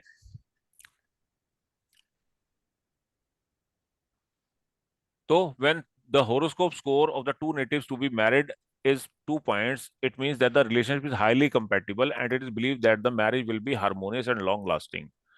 और 0 हो तो इसका मतलब कि रिलेशनशिप जो है इनकम्पैटिबल है, दोनों की डोमिनेंस लेवल जो है वो आपस में, एक का डोमिनेंस ज्यादा है दूसरे का कम है। अब चाहे वो बॉय का ज्यादा हो सकता है या लड़की का ज्यादा हो सकता है, वो आपको उसके पद से पता लगेगा कि कौन से पाद का है वो, है ना। द्विपाद है, चतुष्पाद है, जलचर है, वंचर है, कीट है। अगर लड़की मान लो वंचर है तो फिर लड़की की दादागिरी चलेगी, वो ज्यादा हावी रहेगी, लड़का बेचारा दबा रहेगा। या लड़का मान लो वंचर है या उससे हायर डोमिनेटिंग वाला उसके पास गुण है, वश्य है, तो वो डोमिनेट ज्यादा करेगा। बट इन एनी केस 2 को तो अच्छा माना गया था पहले, है ना, और 0 को गलत माना गया था, इनकम्पैटिबल माना गया था। परंतु आज के परिप्रेक्ष्य में 1 को कंपैटिबल या आप कंपैटिबल मान सकते हो, है ना। किसी का कोई सवाल तो नहीं है, आगे चले। Yes, सर वन कंपैटिबिलिटी मतलब क्या है सर? Balanced. बैलेंस्ड फॉर्म, कौन बोला था? मैं सर चंदन। चंदन, हाँ, मैंने कहा नई आवाज आई है तो आज पहली बार सुनी है। तो Chandan, in current scenario where both boy and girl are equal, है ना, are meant to be equal in the society, है ना, there is dominance of anyone is not acceptable at all. If in case boy is dominant, will the girl tolerate it? she will No, not no, sir. tolerate it, है ना? Hmm. And vice versa, if girl is dominant, then also it's a bad situation. Correct. Right? So when we are getting 2 points, means both of the boy and girl's nature is equal in the case of they are having the same type of uh, uh, this Thinking vashya, level. है ना? Yeah. Like Dvipad, boy is also having Dvipad and girl is Hmm. also having Dvipad. So means it is at a equal stage. Likewise, Hmm. Chatushpad, they belongs to both belongs to Chatushpad category. Again, they are getting the same point. So this is not bad. If both belongs to Jalchar, means they are the same nature, है ना? Yes, It yes. is also acceptable. If they are Vanchar, both of them Vanchar, then again they are getting 2 points. That is also good, Hmm. है ना? So where there the things are equal, matching, that is good. But in the case of where 0 point is coming, like in the case of Vanchar and Dvipad, so this is Hmm. not acceptable, Yes, sir. right? Because one will dominate other, Yes, sir. any case, है ना? Okay. So in current scenario, neither 0 is good, but 2 is in some certain cases where there both of boy and girls vashya are matching of the same category, only their two point is acceptable. Point, है ना? If they are getting 2 point and they belongs to the same category, then it is Same. Yes, sir. acceptable, right? Otherwise, one is always good Okay. because no Yes, one sir. is dominating no one. Both Hmm. have got Correct. the same privilege, है ना? Sometimes Yes, sir. boy will dominate, sometimes girls will, है ना? तो they Hmm. गाड़ी चल जाएगी वहां पे, है ना? They will Correct. cooperate each Okay. other. Mutual aspecting each other. अब म्यूचुअल Yeah. हो जाएगा फिर कि Yes, sir. पहले एक ने मार लिया वो शांत हो गया, फिर दूसरा मार लेगा, है ना? एक पिट लेगा, लाइक दिस, शोर Thank you, नहीं sir. मचाएगा, है ना? तो तीसरा इसमें आता है तारा मिलान। तारा मिलान, इससे 3 अंक मिलते हैं, 3 मैक्सिमम पॉइंट हो सकते हैं। तारा कैसे मिलाते हैं? तारा का मतलब है लड़के के नक्षत्र से लड़की के नक्षत्र को मैच करना, यानी कि लड़के का नक्षत्र, constellation where moon was placed at the time of birth, and the girl's moon constellation matching को बोलते हैं तारा मिलान, है ना? तारा मिलान कहते हैं इसको। तीसरा प्रोसीजर है ये। 3 पॉइंट मिले हैं। तो लड़के के नक्षत्र से बॉय के नक्षत्र से, बॉय का मान लो नक्षत्र है रोहिणी, लड़का रोहिणी नक्षत्र में पैदा हुआ है, और लड़की जो है, गर्ल जो है, मान लो सतभिषा में पैदा हुई है ना? सतभिषा। ये रैंडमली हमने एक एग्जांपल ले लिया। अब कैसे करेंगे इसमें? तो रोहिणी से सतभिषा तक काउंट करेंगे। तीसरा नक्षत्र। हो गया? हम्म। और सतभिषा से रोहिणी काउंट करेंगे, कितना तीसरा। आएगा? है सतभिषा से रोहिणी तीसरा कैसे आ जाएगा प्रभु? नहीं, 8th आएगा। लंबा है। है? 8th आएगा। 8th 21st नक्षत्र 20 प्लस आएगा ना पूरा रोहिणी राउंड, तो एक राउंड मार के 4th रोहिणी। नक्षत्र है और 8th आएगा सर। सतभिषा 8th बनेगा। 21वां सतभिषा से रोनी 8th बनेगा। सर 7th बनेगा। लो आ जाओ, ये लो, ये रहा रोहिणी और ये रहा सतभिषा। कहाँ गया सतभिषा? सर एक्वेरियस में है सतभिषा। ये रहा एक्वेरियस, सतभिषा, है ना? यहां से ले लो ना, छोड़ो। ये रहा रोहिणी और ये रहा सतभिषा। पहले तो रोहिणी से काउंट करो, सतभिषा 28, तीसरा नहीं बनता, 21वां तीसरा बनता है ना? तीसरा बनता है। तीसरा बन जाता है। कैसे? वैसे तो बनता है कितना? 1 2 3 4 5 6 7 8 9 10 11 12 13 14 15 16 17 18 19 20 और 21, है ना? तो 21 में से 9 दूनी 18 घटा दो, तो ये आ जाता है तीसरा नक्षत्र। क्योंकि राहु का ना, ये चंद्र का नक्षत्र है, ये राहु का नक्षत्र है। यहां से देख लो, चंद्र से राहु को गिनेंगे तो 3 आएगा, 1 2 हम्म 3, है ना। तो हम्म लड़के से लड़की का बन गया 3 नंबर का तारा। विपत्त तारा। अरे हम्म अभी रुक जाओ ना प्रभु। और लड़की का, ये लड़की का है, गर्ल का, ये बॉय का है ना। तो लड़की से काउंट करोगे तो 1 2 3 4 5 6 7 और 8, है ना। आठवां बनेगा, वही कह रहा हूँ, आठवां बनेगा। ये बन गया 8वां।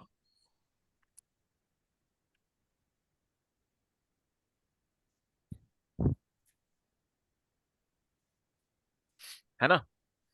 अब बात समझ में आई हम्म कि लड़के का at the time of birth moon जिस कॉन्स्टलेशन में है वहां से लड़की का तारा, इसको तारा बोलते हैं कॉन्स्टलेशन को हिंदी में, पता है ना आपको। हम्म तो लड़के का तारा है रोहिणी, लड़की का तारा है सतभिषा। तो तारा जब रोहिणी से सतभिषा को गिनोगे नंबर 1, ये तो हो गया बॉय के पर्सपेक्टिव से नंबर 3। और जब लड़की के पर्सपेक्टिव से लड़के का तारा काउंट करोगे, ये हो गया गर्ल के विद रिस्पेक्ट 8वां तारा। हम्म ठीक है। 8वां तारा होता है मित्र तारा। हम्म नवतारा चक्र में तीसरा क्या होता है? विपत्त, विपत्त। डेंजर, कैसे? Problem, moon Rahu. है ना। तो लड़के के लिए लड़की विपत्त, विपत्त तारा है।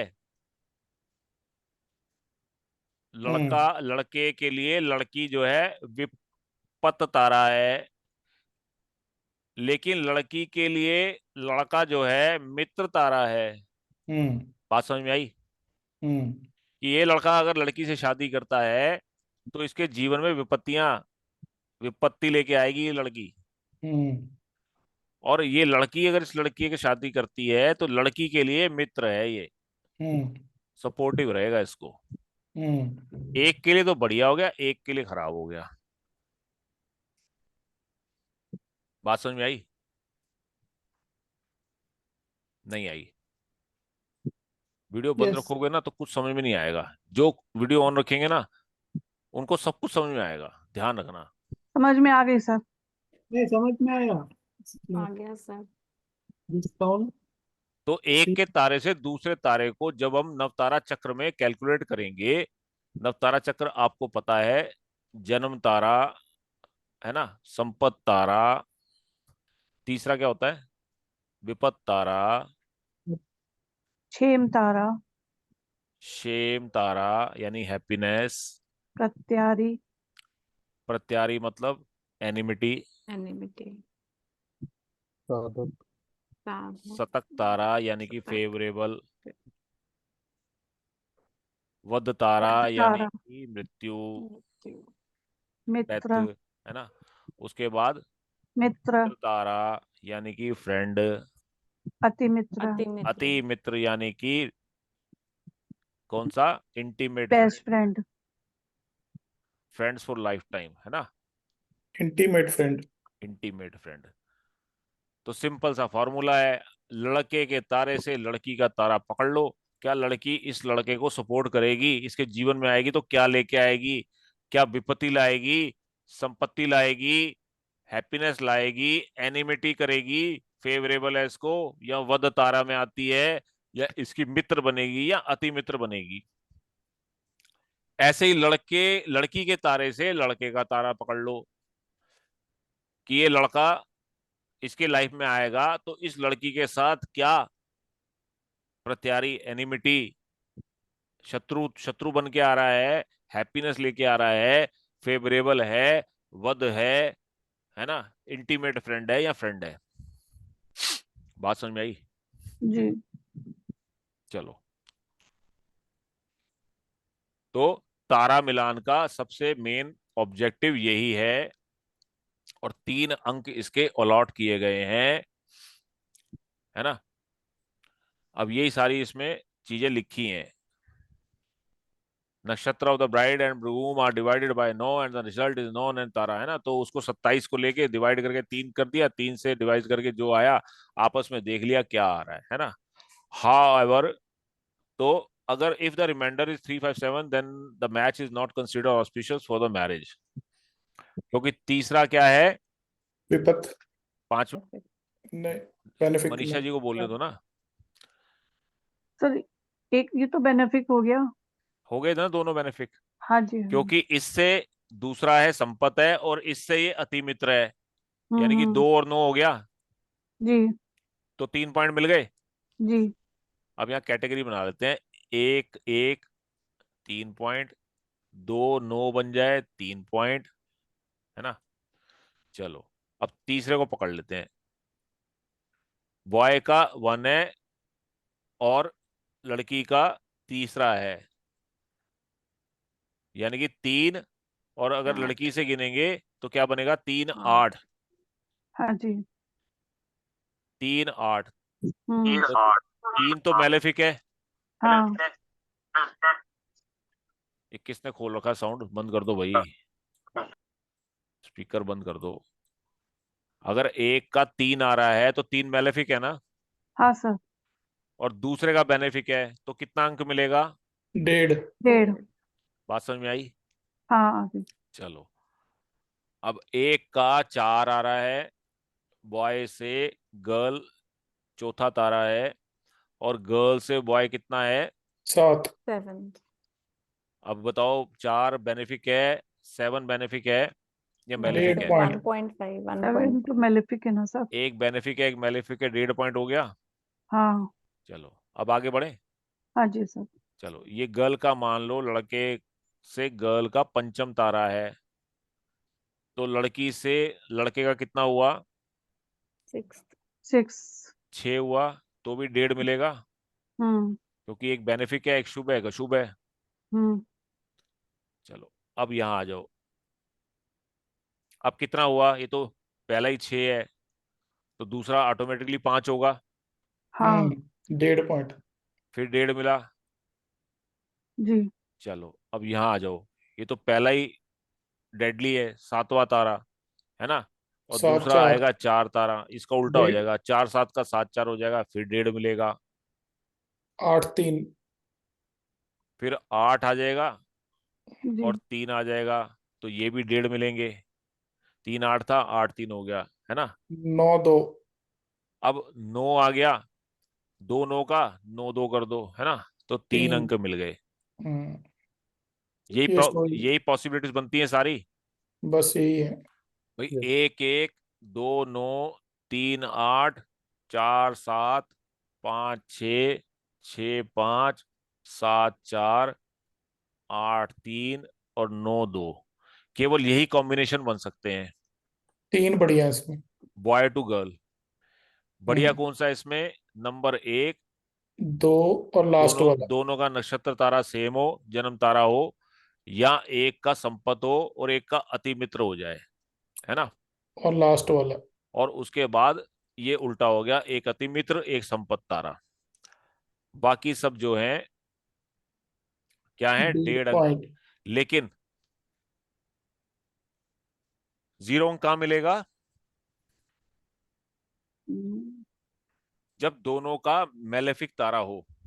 कैसा हो सकता है दोनों का एक दूसरे से मेलेफिक हो, किस केस में हो सकता है ऐसा, सर वो नहीं आएगा, हमारा नहीं सब आता, केस आ गए। नहीं आता वो, या तो 1.5 आएगा या फिर 0 या आएगा, 3 आएगा। 3 आएगा सॉरी, है ना। हम्म, तो 0 क्यों आएगा, फिर 0 कब आएगा, आएगा ही नहीं ना सर, 0 जीरो आएगा ही क्यों नहीं ना, आएगा? तो 0 क्यों बताया हुआ हम्म, है यहाँ पे, ये तो गलत चार्ट बनाया ये हुआ है। तो सारा सर चार्ट सही बनाया हुआ टेबल। सर। सर कैसे, सही बनाया हुआ, 0 आ सकता है। कैसे,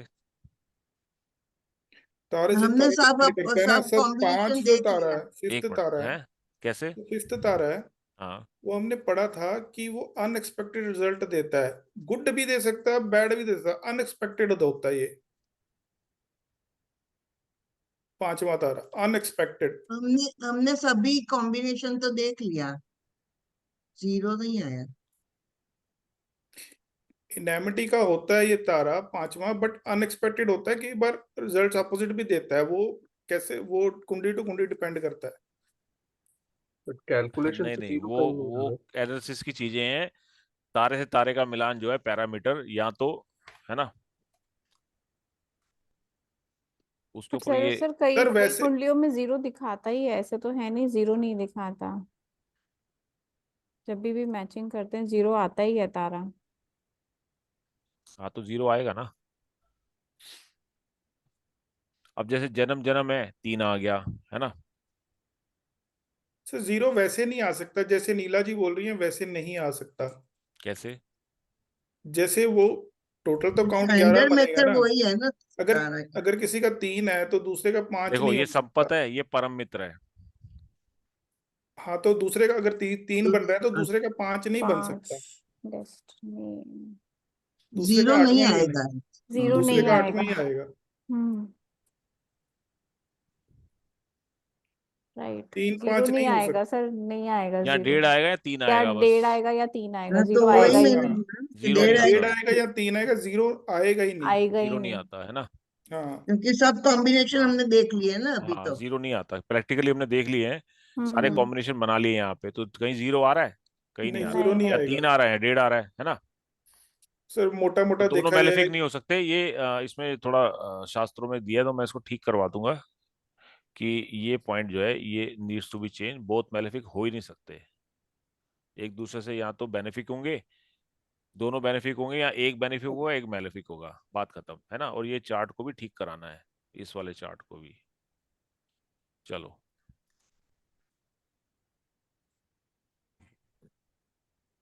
मतलब समझ में आया इसका ना, कि तारे से तारा मैचिंग है ये। जी सर। और ये उसका बेस क्या है? नवतारा चक्र, हम्म जो हमने पढ़ा है। अब योनि को देखते हैं, योनि क्या बताती है। योनि मिलान बहुत जरूरी है, 4 अंक इसके हैं। और ये दोनों के बिहेवियर, सेक्सुअल बिहेवियर, एटीट्यूड उसके ऊपर बेस्ड है। इससे उसके एटीट्यूड का पता लगता है, ना केवल सेक्सुअल, अदरवाइज भी बेसिक बिहेवियर कैसा रहेगा। तो इसको कितने भागों में बांटा गया है, इसका भी चार्ट होना चाहिए। हाँ ये है ना, नक्षत्रों को 1 2 3 4 5 6 7 8 9 10 11 12 13 14 कैटेगरी में बांटा गया इसको, है ना। 14 तरह की कैटेगरी में नक्षत्रों को बांटा गया है। जैसे मरजार, मरजार होता है कैट, मूषक मतलब चूहा, है ना, माउस, काओ, व्याघ्र, tiger, they can never get along, है ना। तो ऐसे ही कुछ कॉम्बिनेशन है कि मान लो अगर मार्जार और मूषक कैटेगरी आ जाए, गाय की और टाइगर की आ जाए, तो क्या इनकी आपस में कभी भी मेंटेलिटी या बिहेवियर कंपेटिबल होगा? नहीं। नहीं। नहीं होगा। They can never get along, एक साथ रह ही नहीं सकते।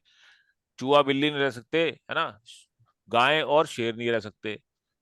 तो we should try that the yonis of the bride and the groom should not be enemies to each other while analyzing the कुंडली।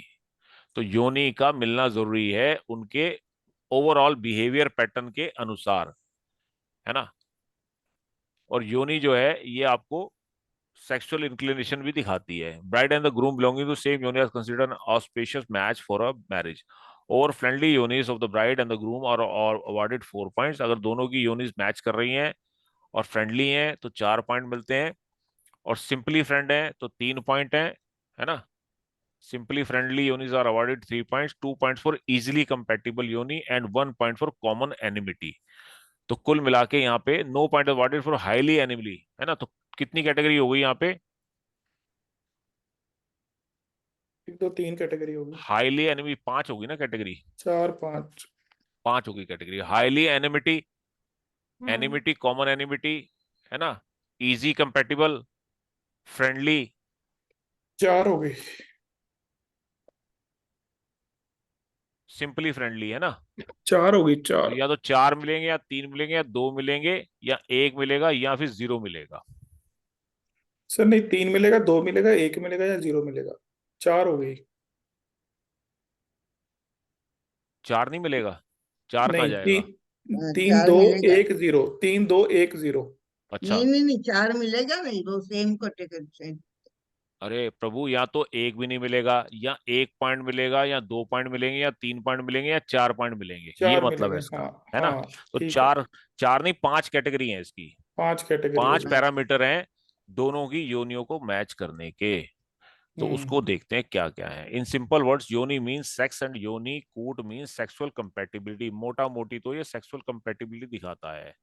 हम्म सेक्सुअल अर्ज कैसी होगी, बॉय की योनी बता देगी कि इसकी सेक्सुअल डिजायर क्या है, कैसी है ना, किस स्पीसी से बिलोंग करता है। For example, a cheetah sexual strength is suppose to be as close as of to the tiger. The human being have different behaviors towards sex which are governed by their respective zodiac signs. Those born under the sign of Leo will have characteristics of lion even in their sexual dealing with the partner. तो मोहित जी, बात समझ में आई कि भाई साहब शेर तो शेर ही रहेगा। जी सर, आ सर रही है। योनि योनि तो नक्षत्र से होगी ना, राशि से हाँ थोड़ी हाँ हाँ होगी। हाँ, राशि से नहीं होती। राशि पर, राशि में भी तो वो पड़ता है ना, नक्षत्र तो राशि में पड़ते हैं। चलो हाँ। आगे देखते हैं इसको, है ना। They will tend to be more dominating, forceful and very adventurous in bed. बात समझ में आई। ये जीवन में कभी भी इसके अंदर ना वो नहीं आ सकती, बदलाव नहीं आ सकता। जो बेसिक नेचर है वो बेसिक नेचर वैसा ही रहेगा। Those born under the sign of Aries will have characteristics of ram, sheep and will tend to be timid, mild when dealing sexually with their partners. तो sexual contentment of the partner is very important for any happy marital life, क्योंकि इसका base जो है शादी का, that is purely grounded on sex life, है ना, inclination. Therefore, Yoni Kut is given lot of importance in Ashtkut Gud Milan as it takes into account the sexual aspects of marriage and indicates sexual similarities with regard to sexual urge and sex compatibility. तो दोनों की अर्ज कैसे रहने वाली है और क्या दोनों एक दूसरे को कॉम्प्लीमेंट कर रहे हैं in terms of sexual organs. तो योनि कूट में 27 नक्षत्रों को कोरस्पोंड किया गया है किससे, योनियों से, या उनकी सेक्सुअल इंक्लिनेशन को जोड़ के देखा गया है जानवरों से भी, है ना। जानवर, कौन से जानवर से, जैसे अश्वनी और सतभिषा को योनि दी गई है हॉर्स की, हॉर्स से कंपेटिबल किया गया है। ऐसे लोगों का जो रुझान होता है, इंक्लिनेशन जो होता है, that is as good as horse, is similar to horse, but it's horse का बिटर एनिमी जो है वो है बफेलो। तो ये बिटर एनिमी भी दिए हैं इनके साथ में, है ना। ऐसे ही भरणी नक्षत्र और रेवती नक्षत्र, भरणी दूसरा है और रेवती आखिरी है ना। इसको एलिफेंट से जोड़ा गया है। जैसे एलिफेंट की इंटेंशंस होती है, टेंडेंसी होती है in the matter of sexual inclination, और एलिफेंट का शत्रु, बिटर एनिमी लॉयन है। अगर मान लो कि लड़का या लड़की का, दोनों का, एक का एलिफेंट एक का लायन आ गया, तो एक, ये दोनों आपस में बिटर एनिमी हो गए ना, है ना। वो आगे कॉम्बिनेशन और देखते हैं कि कैसे कैसे 0 मिलेगा, 1 मिलेगा, 2 मिलेगा, 3 मिलेगा या 4 मिलेगा। ये ये कैसे होगा, ये आगे देखते हैं। कृतिका और पुष्य को शीप, जिसको गॉट बोलते हैं ना, गोट, बकरी, और इसका परम शत्रु है मंकी। रोहिणी और मृगशिरा का है सरपेंट, और नेवला इसका परम शत्रु है। आर्द्रा का और मूल का है डॉग का, और डॉग का परम शत्रु है हेयर। हेयर क्या होता है पता है? हेयर किसको बोलते हैं? Mail mail. रैबिट को, अच्छा, मेल। मेल रैबिट होता है ना हेयर।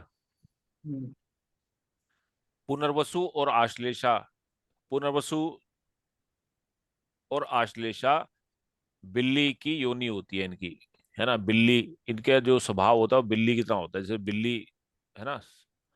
और इसका परम शत्रु है रैट। मघा और Purva Phalguni are belongs to rat category. their nature of doing sex is just as similar to rat. तो इसका मतलब जो पुनर्वसु और आश्लेषा में पैदा हुए हैं और जो मघा में और पूर्वा फाल्गुनी में पैदा हुए हैं, अगर मान लो लड़का आश्लेषा का है, लड़की मघा या पूर्वा फाल्गुनी की है, तो इनके अंदर कभी भी सेक्सुअल कंपैटिबिलिटी नहीं होगी। एंड वाइस वर्सा, लड़की इस नक्षत्र की है और लड़का इस नक्षत्र का है, बॉय है ना, तो भी सेक्सुअल कंपैटिबिलिटी नहीं है।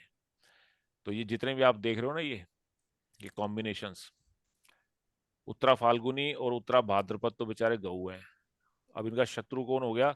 चित्रा और विशाखा वाले, ये तो डेडली हो गया। क्योंकि ये टाइगर के हो गए, है ना। सर एक चीज पूछनी थी मेरे को जी। कि सर यहाँ पे जो हम देख रहे हैं कि सेक्सुअल कंपैटिबिलिटी देख रहे हैं, क्योंकि यहाँ पे वो चीज नहीं देखेंगे ना, मित्र अति मित्र, नहीं नहीं नहीं नहीं, है ना। ना ना ना, ऐसे तो पूर्वा फाल्गुनी और मघा आपस में 27वां नक्षत्र हुआ या अति मित्र भले ही हुए। उनकी आपस में अति मित्र हो, लेकिन उनकी आपस की सेक्सुअल कंपैटिबिलिटी, सेक्सुअल वो नहीं कर पाएंगे एक दूसरे को, ओके ओके, है ठीक ना, है, खुशी नहीं दे पाएंगे, है ना। ठीक है, ओके सर। तो बात समझ में आई। अब ये बफेलो है, बफेलो हॉर्स कौन था? अश्विनी सतभिषा वाले हॉर्स थे, और ये बेचारे बफेलो आ गए हस्ता वाले और स्वाति वाले, स्वाति है ना, 15 नंबर स्वाति होता ना। तो इसकी नहीं बनेगी हॉर्स वालों से। अनुराधा ज्येष्ठा तो बेचारे हेर हैं, है ना, और इसका आर्द्रा और मूला से नहीं बनेगा क्योंकि वो डॉग हैं। और पूर्वाषाढ़ा श्रवण वाले मंकी हैं, तो इनकी अश्विनी और सतभिषा वालों से नहीं बनेगी, अपना कृतिका और पुष्य वालों से, है ना। मिसमैच है। उत्तराषाढ़ा, और इसमें 28वां नक्षत्र भी लिया गया है, अभिजीत नक्षत्र। तो ये कोई सेपरेट नक्षत्र नहीं है, केवल और केवल कैप्रिकॉन में, है ना, 4 डिग्री 13 मिनट और 20 सेकंड का एक टुकड़ा है जो पड़ता है कैप्रिकॉन में 6 डिग्री 40 मिनट से लेके 10 डिग्री 53 मिनट 20 सेकंड तक।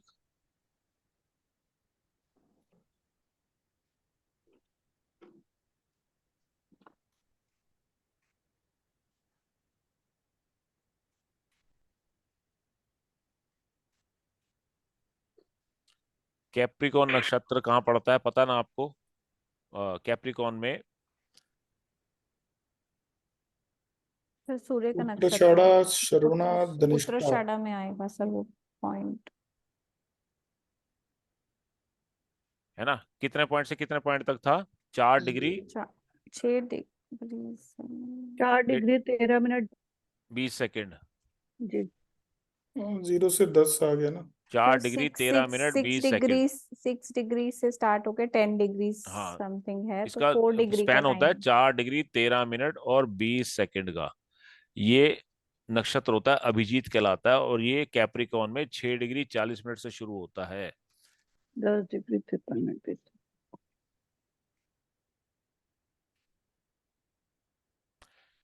है ना। तो 6 डिग्री 40 मिनट से लेके, यानी कि उत्तराषाढ़ा में 6 डिग्री 40 मिनट से लेके और 10 डिग्री 53 मिनट। तो ये अभिजीत श्रवण, होता है। श्रवण के यहां से शुरू होके और श्रवण के 53 मिनट पे अभिजीत नक्षत्र। यहाँ होता है ये। हम्म। यानी कि कुछ पार्ट सूर्य में होता है 6 डिग्री 40 मिनट से लेके, यानी कि 3 डिग्री 20 मिनट सूर्य के उत्तराषाढ़ा से लेके, और उसके बाद 53 मिनट, 53 मिनट और 20 सेकंड, नहीं पूरा 53 मिनट, है ना। 53 मिनट किसमें रहता है? चंद्र के चंद्रमा श्रवण में। में, श्रवण में, हम्म। है ना। तो हम्म। उत्तराषाढ़ा से लेके और श्रवणा के बीच में, है ना, 6 डिग्री 40 मिनट से लेके और 10 डिग्री 53 मिनट 20 सेकंड। सूर्य भी उच्च का, चंद्रमा भी उच्च का। सूर्य कहां से उच्च का हो गया यहाँ? अरे सूर्य कहां से उच्च हो गया? ये तो सूर्य का नक्षत्र है यार, आप कहाँ घूम रहे हो? सूर्य कहाँ है यार? सूर्य तो को हमने देखा ही नहीं, कहाँ है सूर्य? ये तो नक्षत्र सूर्य का है। हम्म। यहाँ पे कैप्रिकॉन में कहाँ सूर्य उच्च का होता है? ना चंद्र का उच्च का होता है, चंद्र रोहिणी में उच्च का होता है यहाँ पे। यहाँ चंद्र उच्च का है और यहाँ पे अश्विनी भरनी कृतिका में यहाँ अपना वो उच्च का होता है सूर्य। ये सूर्य के नक्षत्र हैं, ये चंद्र का नक्षत्र है। राशि है कैप्रिकॉन, शनि की राशि है। नक्षत्र का नाम है उत्तराषाढ़ा और श्रवण। इनके बीच में एक पॉइंट है 6:40 से लेके, उत्तराषाढ़ा के 6 डिग्री 40 मिनट से लेके 10 डिग्री तक, और श्रवणा के 10 डिग्री से लेके 10 डिग्री 53 मिनट और 20 सेकंड तक। ये स्पैन जो है ये कहलाता है अभिजीत नक्षत्र।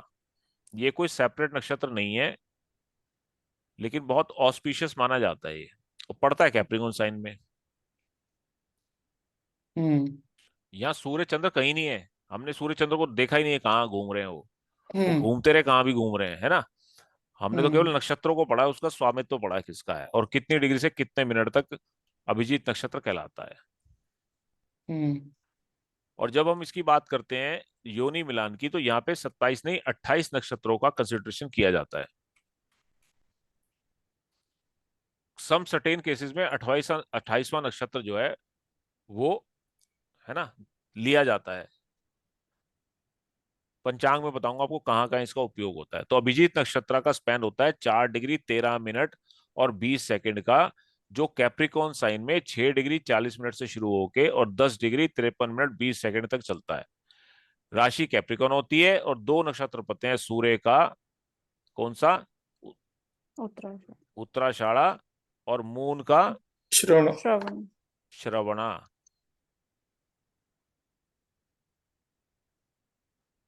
ठीक है, तो इसको 28वें नक्षत्र को यहां लिया जाता है, उत्तराषाढ़ा और अभिजीत। देखो उत्तराषाढ़ा का जो रिमेनिंग पार्ट है, और अभिजीत, अभिजीत यानी कि अभिजीत तो दोनों में आ गया ना, उत्तराषाढ़ा में भी आ गया, श्रवण में भी आ गया। तो मतलब टोटल उत्तराषाढ़ा से लेके और श्रवण के स्टार्टिंग के कितने 53 मिनट 53 मिनट 20 सेकंड, है ना।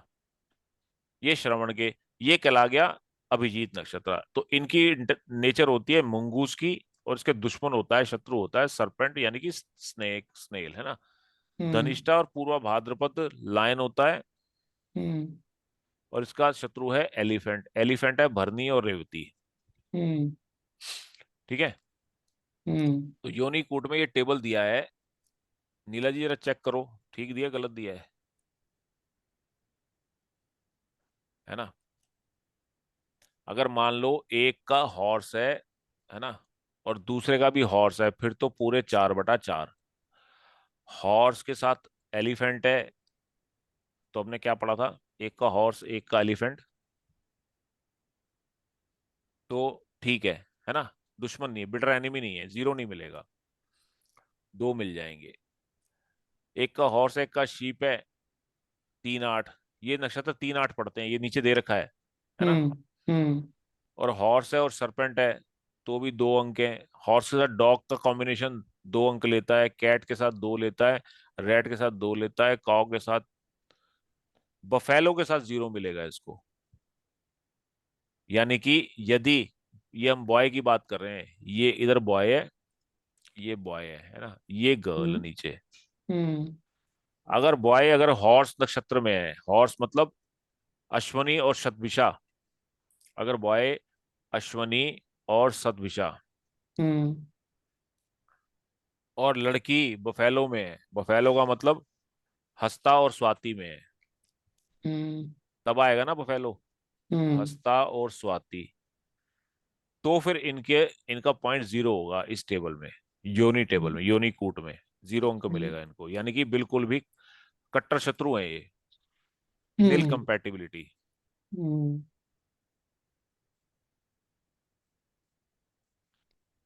As per the chart, horse का टाइगर के साथ भी चलो ठीक है ना, बन जाएगा मामला, पर कम ही बनेगा, 1 नंबर मिलेगा।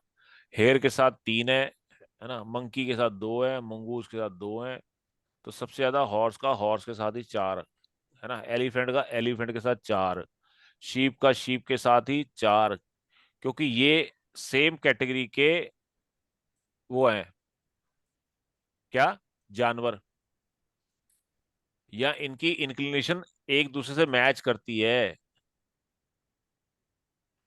तो इनको पूरे अंक मिलेंगे। हम्म दिख रहा है? हम्म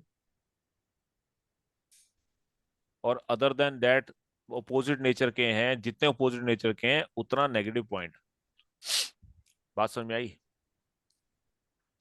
कि हम्म अगर दोनों सेम योनि के हैं, कैट है और दूसरा भी कैट है, तब तो 4 हैं। रैट है, दूसरा भी रैट है, तो 4 हैं, है ना? काओ के साथ काओ, बफेलो के साथ बफेलो, तो पूरे अंक हैं, पूरी सेटिस्फेक्शन है, पूरी कंपैटिबिलिटी है, सेक्सुअल कंपैटिबिलिटी। अदर्स के साथ फुल कंपैटिबिलिटी नहीं है ना? माइनर है,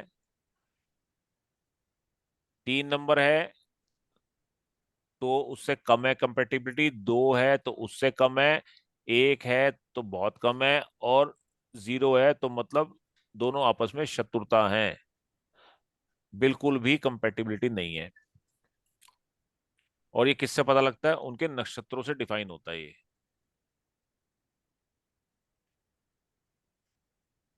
क्या समझे? जबकि यहाँ पे स्वाति नक्षत्र भी राहु का है और शतभिषा नक्षत्र भी राहु का है, लेकिन उसके बावजूद भी एक हॉर्स है और एक बफेलो है। समझ में आ रहा है? जी।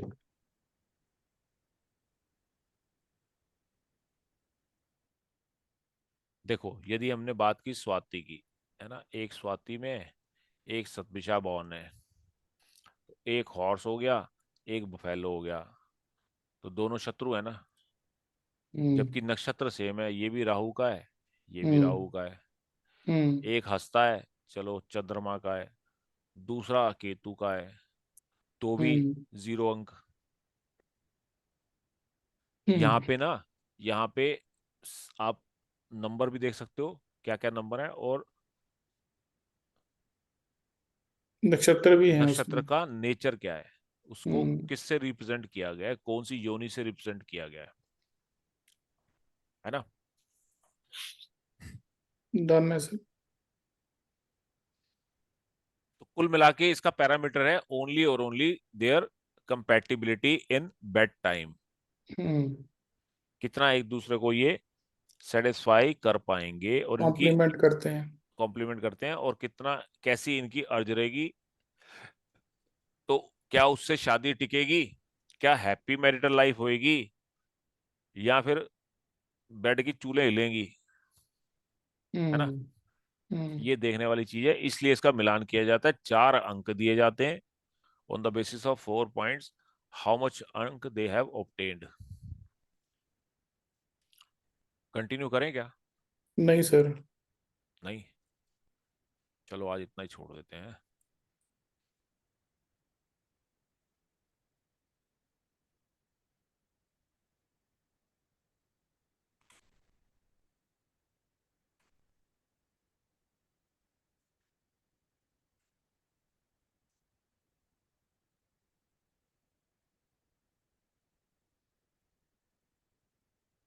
किसी का कुछ सवाल?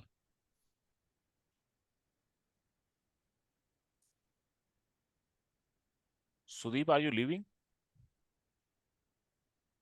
It's already left, okay. Hmm recording बंद कर दें? सवाल वाल तो नहीं है ना किसी का? जी।